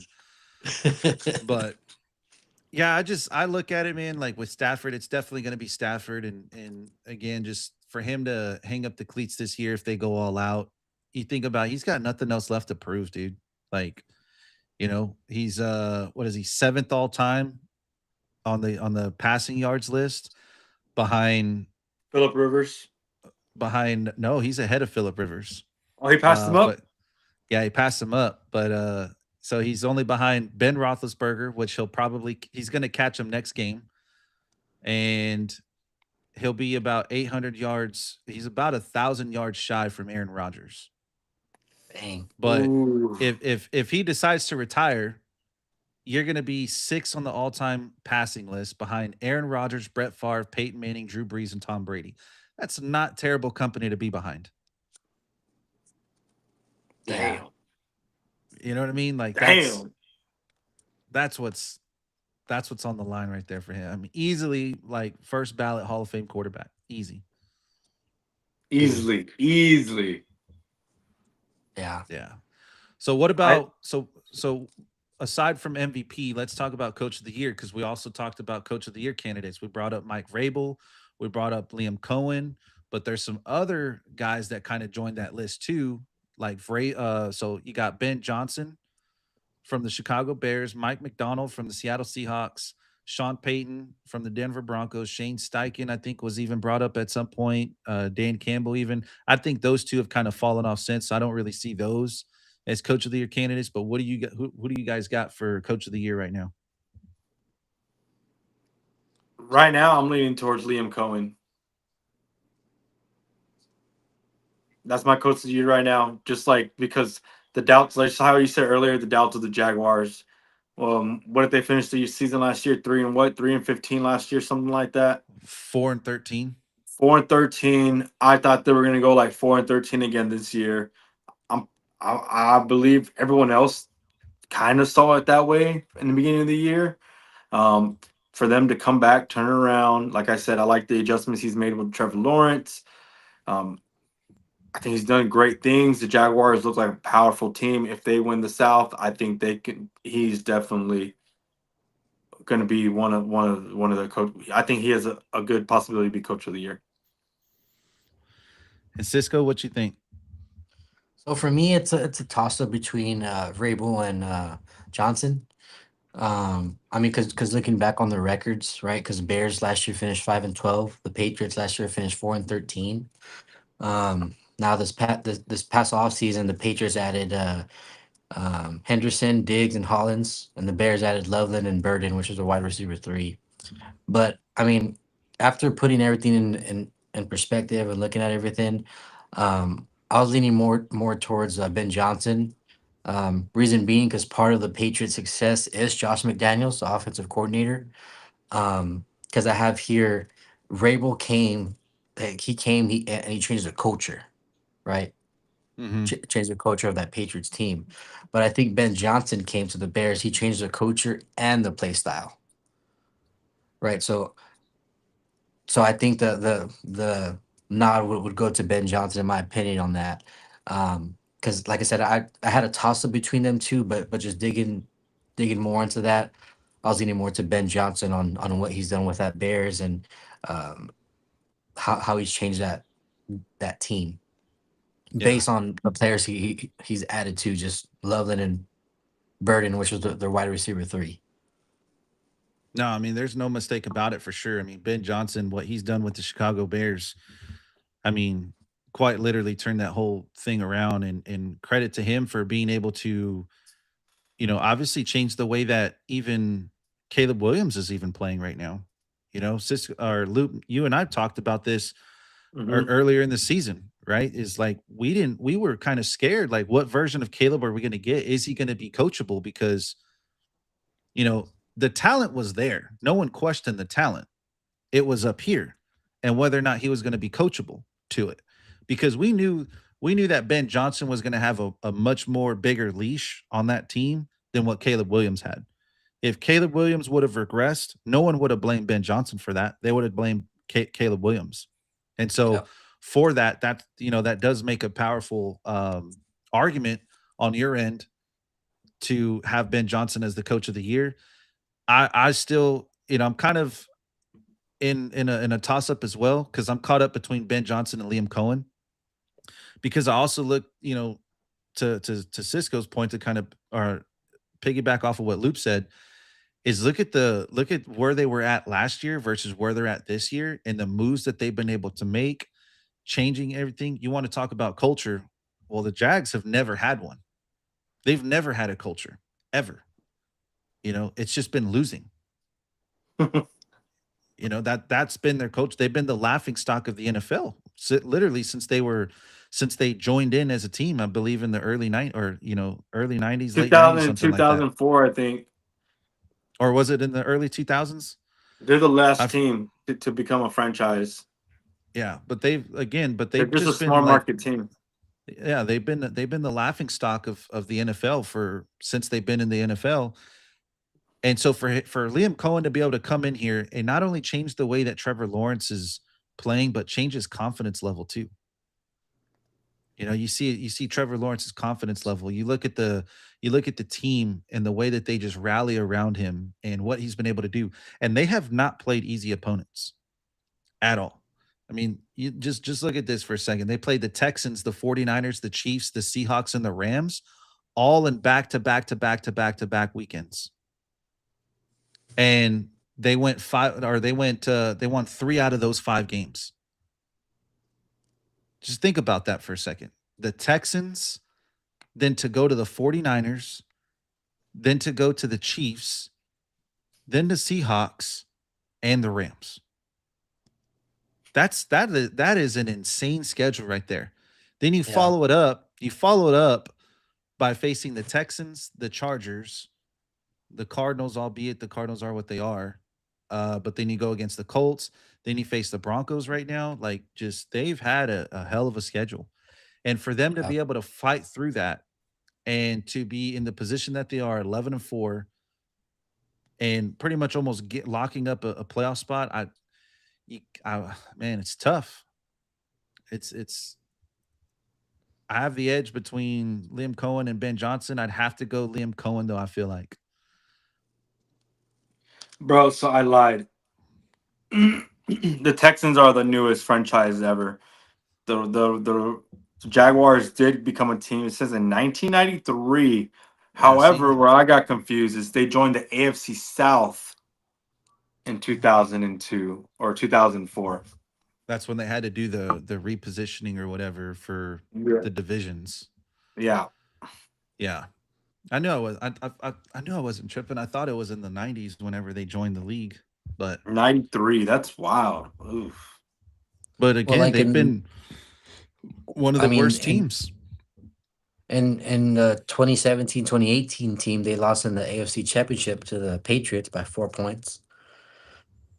Um, then after that, 22 playoffs, they lost, or 22-23 season, they lost in the division round to the Chiefs by a touchdown. So it's Who like was the on and off. quarterback? Was it Gabbert? Blaine Gabbert in that 17 season? Blake Bortles. Blake Bortles. That's who it was. Mm-hmm. I don't know. With that I remember that was that one and done season that they had when they had Jalen Ramsey. Yeah, he was supposed to be the new coming of fucking Ben Roethlisberger. Yeah. Blake Bortles. Boy, that guy went from hero to zero overnight in Jacksonville, bro. Because after that one season, man, they were just an absolute shell of themselves, and they fell flat off the face of this earth after that season. They had one of the most stoutest defenses of all time that year, though, too. Like, it Yeah, was an they did. insane defense. I'm So I And remember this about here. Come. I'm here.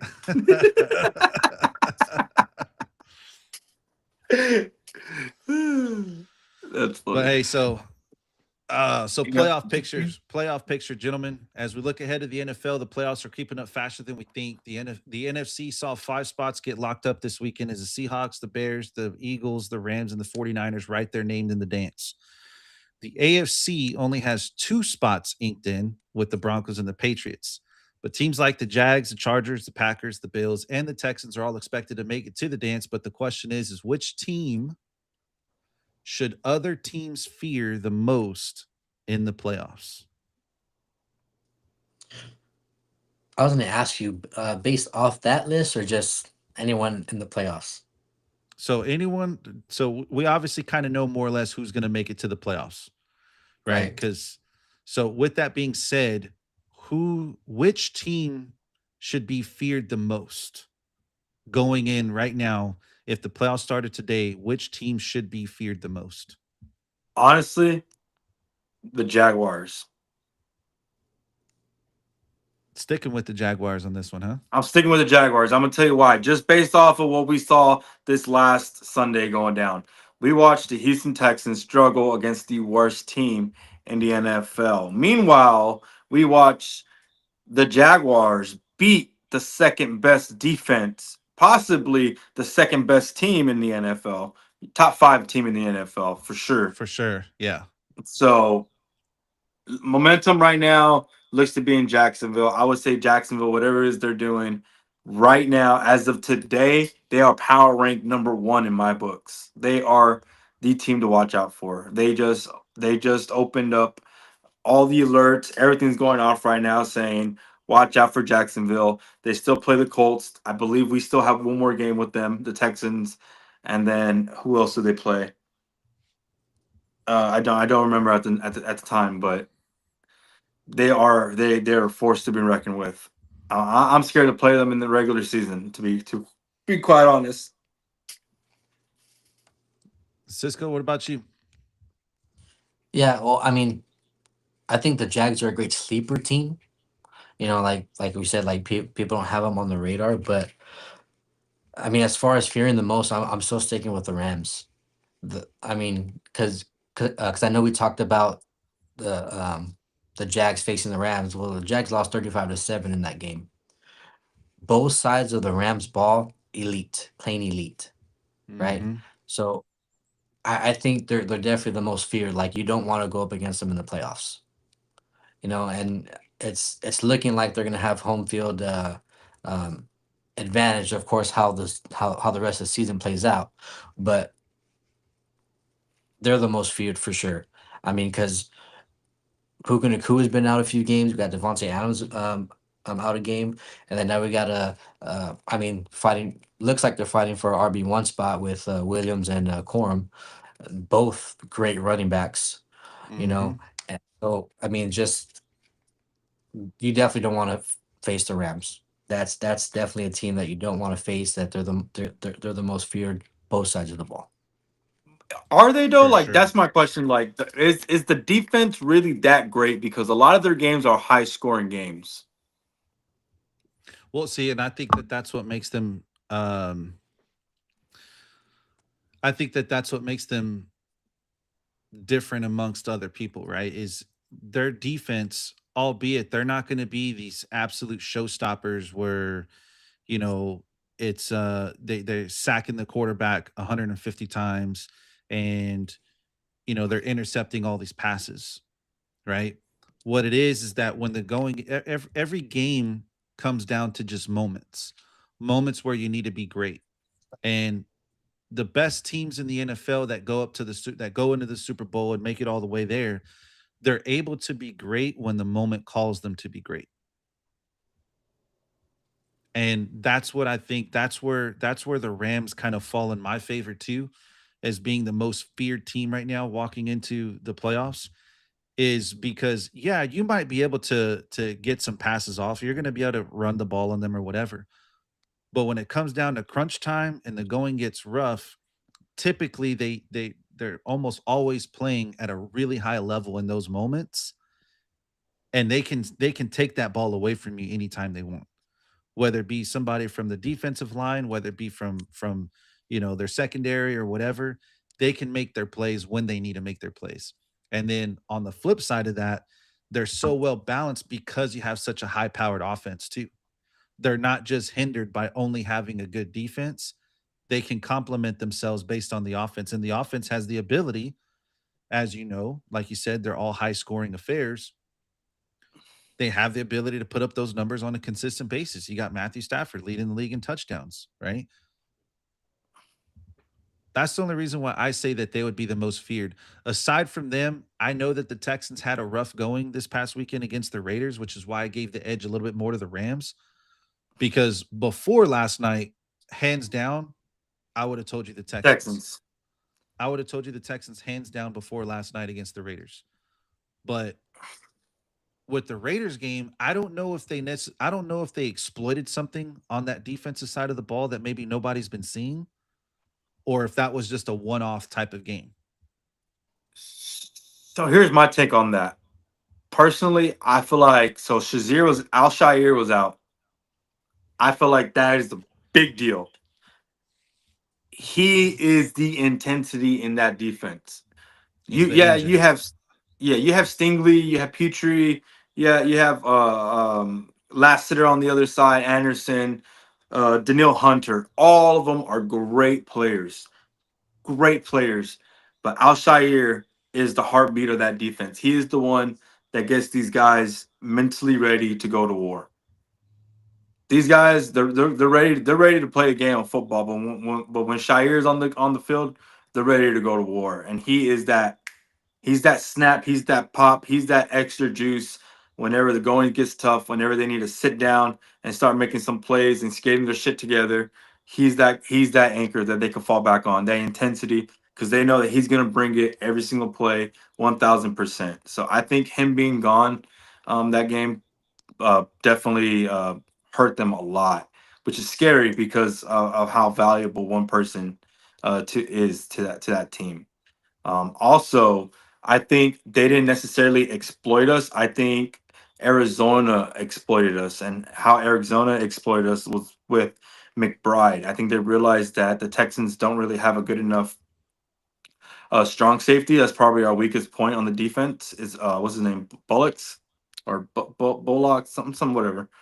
Um, McBride was able to take advantage of that and get open all day. So you saw the same thing happen with Bowers. When you get a good tight end, as both of them are great tight ends, top five, both of them, they're able to take advantage of the miscommunication, the miscues, the bad matchup, and exploit the defense in that way. But you saw towards the end of the Arizona game when you put a body on McBride, he was able to get shut down. So who would they have on him? Al Shair, who was out on the Raiders game, Al Shair. So if he would have been in there, been able to hit Bowers at the line before the 5 yards, it could have been a different game. That makes sense. Cisco, you got anything to follow up with that on? No, I mean, just still got the Rams. Just what they've been able to do, and how they're looking, and how they've stayed consistent all year long. So I think that that'll stay They true lost to the through the playoffs. Panthers. Who, who are fighting for a playoff spot? They're fourth seed right now. So That's so Mm-hmm. crazy. You can say that too. How about Panthers head coach? Who's their head coach? The Panthers, dude. The Panthers are easily a sleeper team that I don't think anyone's necessarily like. They're not losing sleep over them, but it's certainly a team where if you don't pay attention and watch yourselves, man, they can easily creep up on you and get you. They're gonna fuck you up. Yeah, which which that's I which I think is what happened with the Rams. They underestimated them. I know Sean McVay said they didn't, but I think they did, and that's the whole trend that started them winning. yeah. Now they're still fighting for the playoff spot though, because that division right there is not necessarily locked up. I mean, you know, between the Panthers and the Bucks, and both teams are essentially at 500. Panthers are 8-7, Bucks are 7-8, and the Bucks actually have a favorite higher to make the playoffs than the Panthers, with the Panthers leading the Yeah, and the division. fourth. Yeah, That's what's crazy. So yeah, I that saw that that. just kind of tells you how much faith the league has in the Panthers to make the playoffs. But shout out to the Panthers in that same conversation though, because again, nobody expected them to look the way that they're looking, and even though they're a 500 football team right now, they're not playing like it. They're playing really well, and Bryce Young has really kind of made that leap that everyone wanted to see him make. Because if he would have never looked this good this season, you could easily argue that the Panthers were going to move on from him after this year, and they Yeah, were going to go Yeah. they were going to go right back to looking for another quarterback. But I think that he bought himself another year, which gives him another year of them being able to build around him, and another year in that same offensive system. So I think next year for sure we'll get an even better version of Bryce Young, which is kind of weird, but because I know Loop had kind of made that whole thing about like, Mhm. dude, like short quarterbacks are done, like they're done in the league. There'll never be another short quarterback ever for a while. Like it's gonna take a lot. And it's because of people like Bryce Young and Kyler Murray, Tua, that just have had these horrible seasons. They don't pan out very well. well, I think it's crazy how the Panthers organization. Last year they couldn't even sell tickets. They couldn't even pay you to go to the game. Now we're Dude, talking weren't they about giving them away like possibly going free best. concessions or some shit at a game? Yeah, yeah, Giving yeah, away to get free people to go. concessions because they couldn't sell any tickets? Yep. Yeah, that's That's crazy. Damn. That the crazy. thing that was last year. Now we're talking about them possibly making the playoffs this year. I think they did Crazy. like a I think they did like a free beer night. So I know they did quite a bit of stuff where they try to get Yes. people to go. Dude, I think they did a Yeah. free beer night. Cause How do you get away with that? who's that country singer? Is it Luke Combs, right? Luke Combs? Luke Holmes. He Yeah. Okay, possibly. so Luke Combs is like a diehard Panthers fan because I think he's from the area, grew up there, grew up a Panthers fan his whole life. And so he got invited out to like a Pat McAfee show last season, and they're talking about because I think he was on tour, and I think him and Pat ran into each other, so they got him on the show, whatever. And he talked about the Panthers and just talked about how embarrassing it is or it was to be a fan just because of how dysfunctional they were, yada yada yada. And I think I saw it at that time that they were running like a free beer night to get people to join uh in on the games. Could you imagine, bro? Going to a football game and it's free beer? Free beer, bro. Fucking. You know how expensive beer is at a football game? Yeah, I Yes. know. How much were your beers at the Crazy. Cowboys game, Cisco? Like $18, right? I think for two, how much was it, big? I should not paying attention. I think for two it was like $26, I think, or something like that. Ooh wee. So $13 a beer. And that's because you only get one choice over there. Miller Lite. Miller Lite. That's it. Which is like one of the cheapest beers on this planet. Yeah. Dude, and it was the aluminum bottle ones. Like so I think it was like a Yeah, 16 or 12, whatever. 12 Oh ounce. my Yeah. God. That's crazy. Crazy. Yeah. I can only And that's imagine. I because mean, and that's because those two weren't for me. I was like, no, thank you. ah, Yeah. as the old lady Jackie, she's getting tore up from the floor up, huh?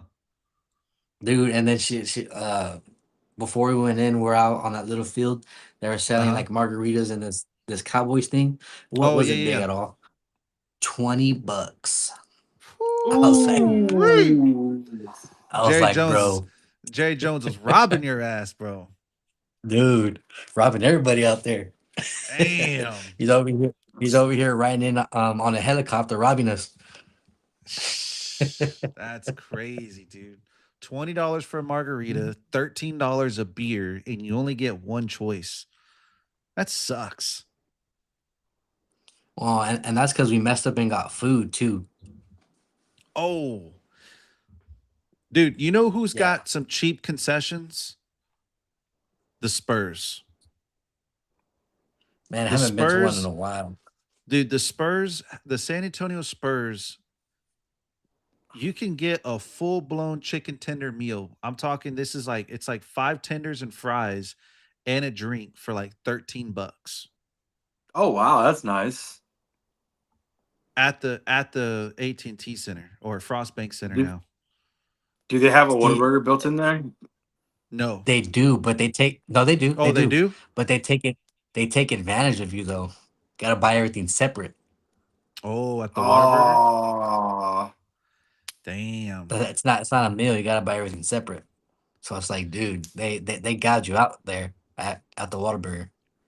Yeah, dude, when we went to the Spurs game last year, it was like I think we probably spent like $40 for like 2 meals. And because the meals were so big, we didn't feel the need to get a meal for each one of us. So we got 2 meals. And then, of course, me and the wife got some adult beverages or whatever. But it was like forty bucks, little over $40 for two big meals, drinks for all of us, and then two adult beverages at the same time. It's like you can't beat Yeah, that that's not bad. at a Yeah, that's not professional bad for a sporting game. event. Yeah, for a professional sporting event, dog. Yeah, it's pretty good. You're talking at the AT&T Center. It's $40 just to park, and that's if you show up late, Excuse Yeah. me, sir. Frostbank. huh? I No, no, said, no. excuse me, sir. Cross Bank Frostbank Center. Center. No, not. I'm talking about like your Cowboys game. Like if you when you go to the Cowboys game, what was it like $40 to park? Probably. No, we parked at the hotel. Oh, dude, I didn't tell you the parking. I So, feel No. like so you did, but we stayed at our hotel, right? So we parked at our hotel. We walked to the stadium, but on game day when we were walking towards the stadium, that same oh, parking garage, $200. 235. Fuck. See, I tell you, Crazy, that's what I'm telling you, bro. Like crazy. the parking is insane. Yeah. So, anyways, but moving on, gentlemen, we'll wrap this up with your Super Bowl predictions, man. You know, we picked some teams in the beginning of the season. I know that Loop and I picked some teams, and I have I unfortunately have to I have to change my picks now because one of the teams Me is too. probably not it has a chance of not even making the playoffs this season. So we'll start with you, Loop, on your Super Bowl predictions, man. Who did you predict in the beginning? And are you sticking with your pick or do you have to change it? I have to change it. I believe I said the Bills and the Packers, Okay. or the Bills and the Lions. I believe one of those two, either the Bills and the Lions or the Bills and the Packers. I'm gonna change it. It's gonna be the Rams and the Houston Texans, baby. That's funny. Cisco, what about you? So at the beginning of the season, I had the Packers and the Ravens, which I do have to change. But I'm gonna be going with the Rams and the Bills. Hopefully this time, God, but I have the Rams taking it though. how The in the hell did we wind Bills? up with the same thing? So I had the Lions and the Bills going to the Super Bowl, and the Lions now are on the verge of not even making the playoffs. I'm sticking with the Bills on the AFC side, but then on the NFC side, I'm actually going Rams as well.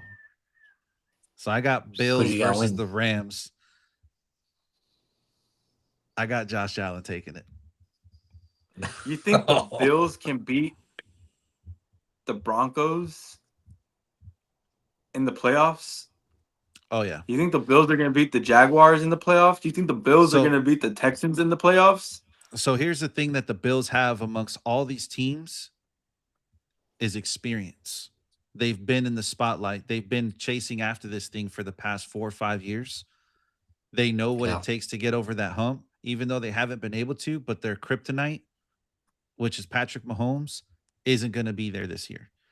And so, Yep. and then also too, you take a look at the Ravens, who have also been another hard hitting team that they've had to kind of go through, is also not going to Hmm. be there.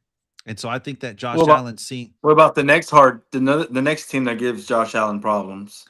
the Houston Texans will definitely give him a run for his money, but depending on how the seating lines up, they may or may not even face him up until the AFC Championship game, depending on how the seating stands. And so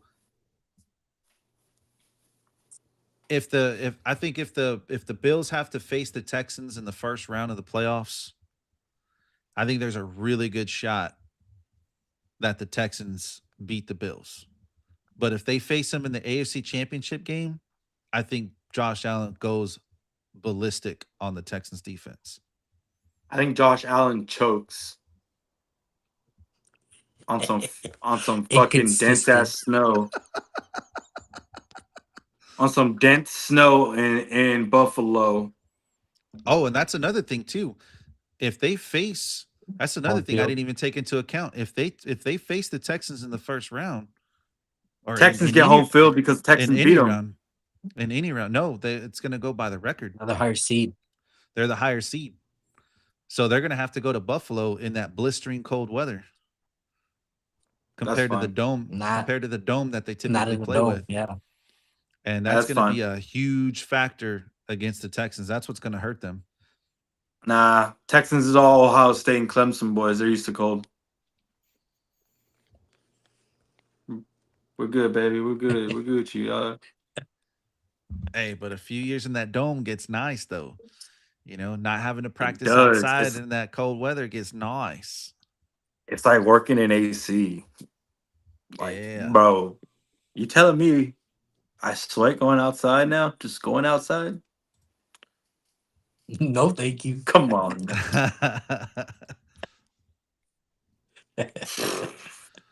But anyways, Man, man. but that's crazy. That's crazy how we had the same pick without even talking about it. Yeah, without even talking about it, man, I had the Rams. I was edging out though, because I'm like, dude, I'm like, the Eagles have been looking pretty good. So I'm like, dude, can the Eagles go back to back? I I hope don't so. know.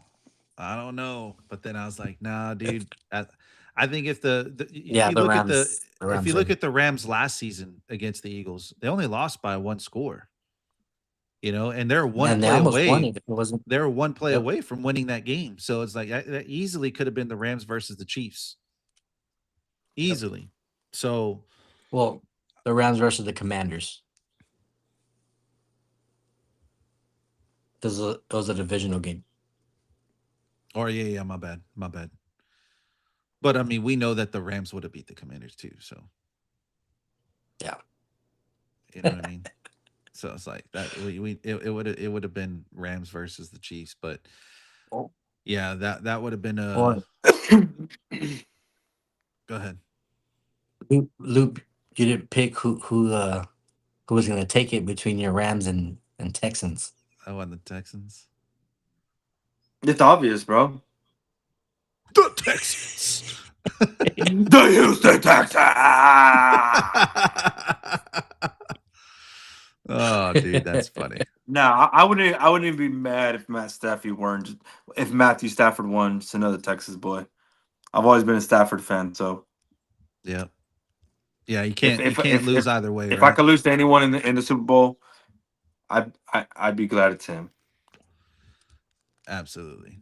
Not like a Drake May or a Bo Nix. That would suck.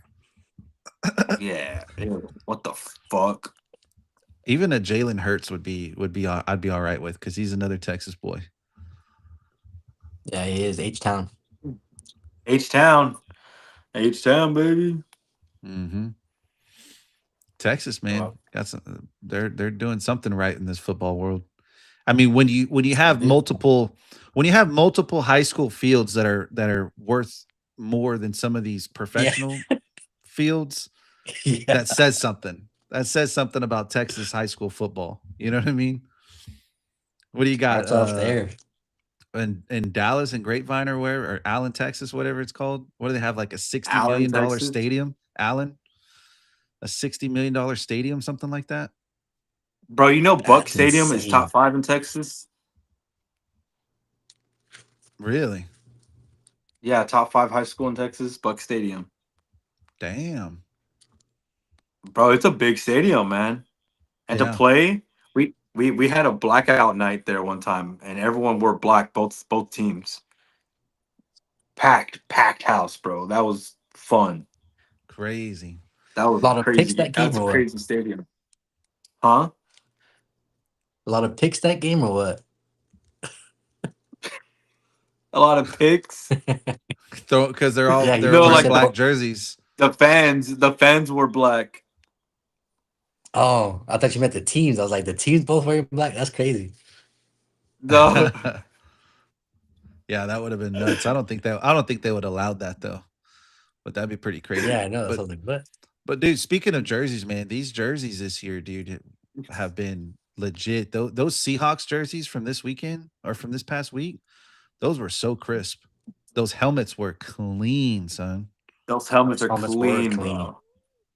Between I would have to Clean. say between those Seahawks helmets, the Detroit metallic blue, whatever color that is, that metallic blue just Mhm. looks sweet when they wear those black jerseys.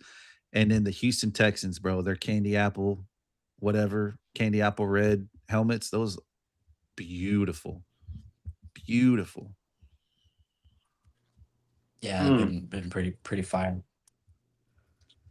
But Pretty anyways, good. gentlemen, Ah. well, let's wrap this up. Appreciate you guys. Appreciate everyone who's watched, everyone who listens, and everyone who continues to listen.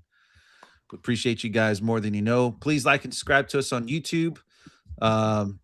You drop us a like, drop us a comment, let us know what you think. Who are your Super Bowl favorites? Who's your predictions? Who you got for MVP? Who you got for Coach of the Year? And we'll see you guys next time. Peace. Thank you, guys.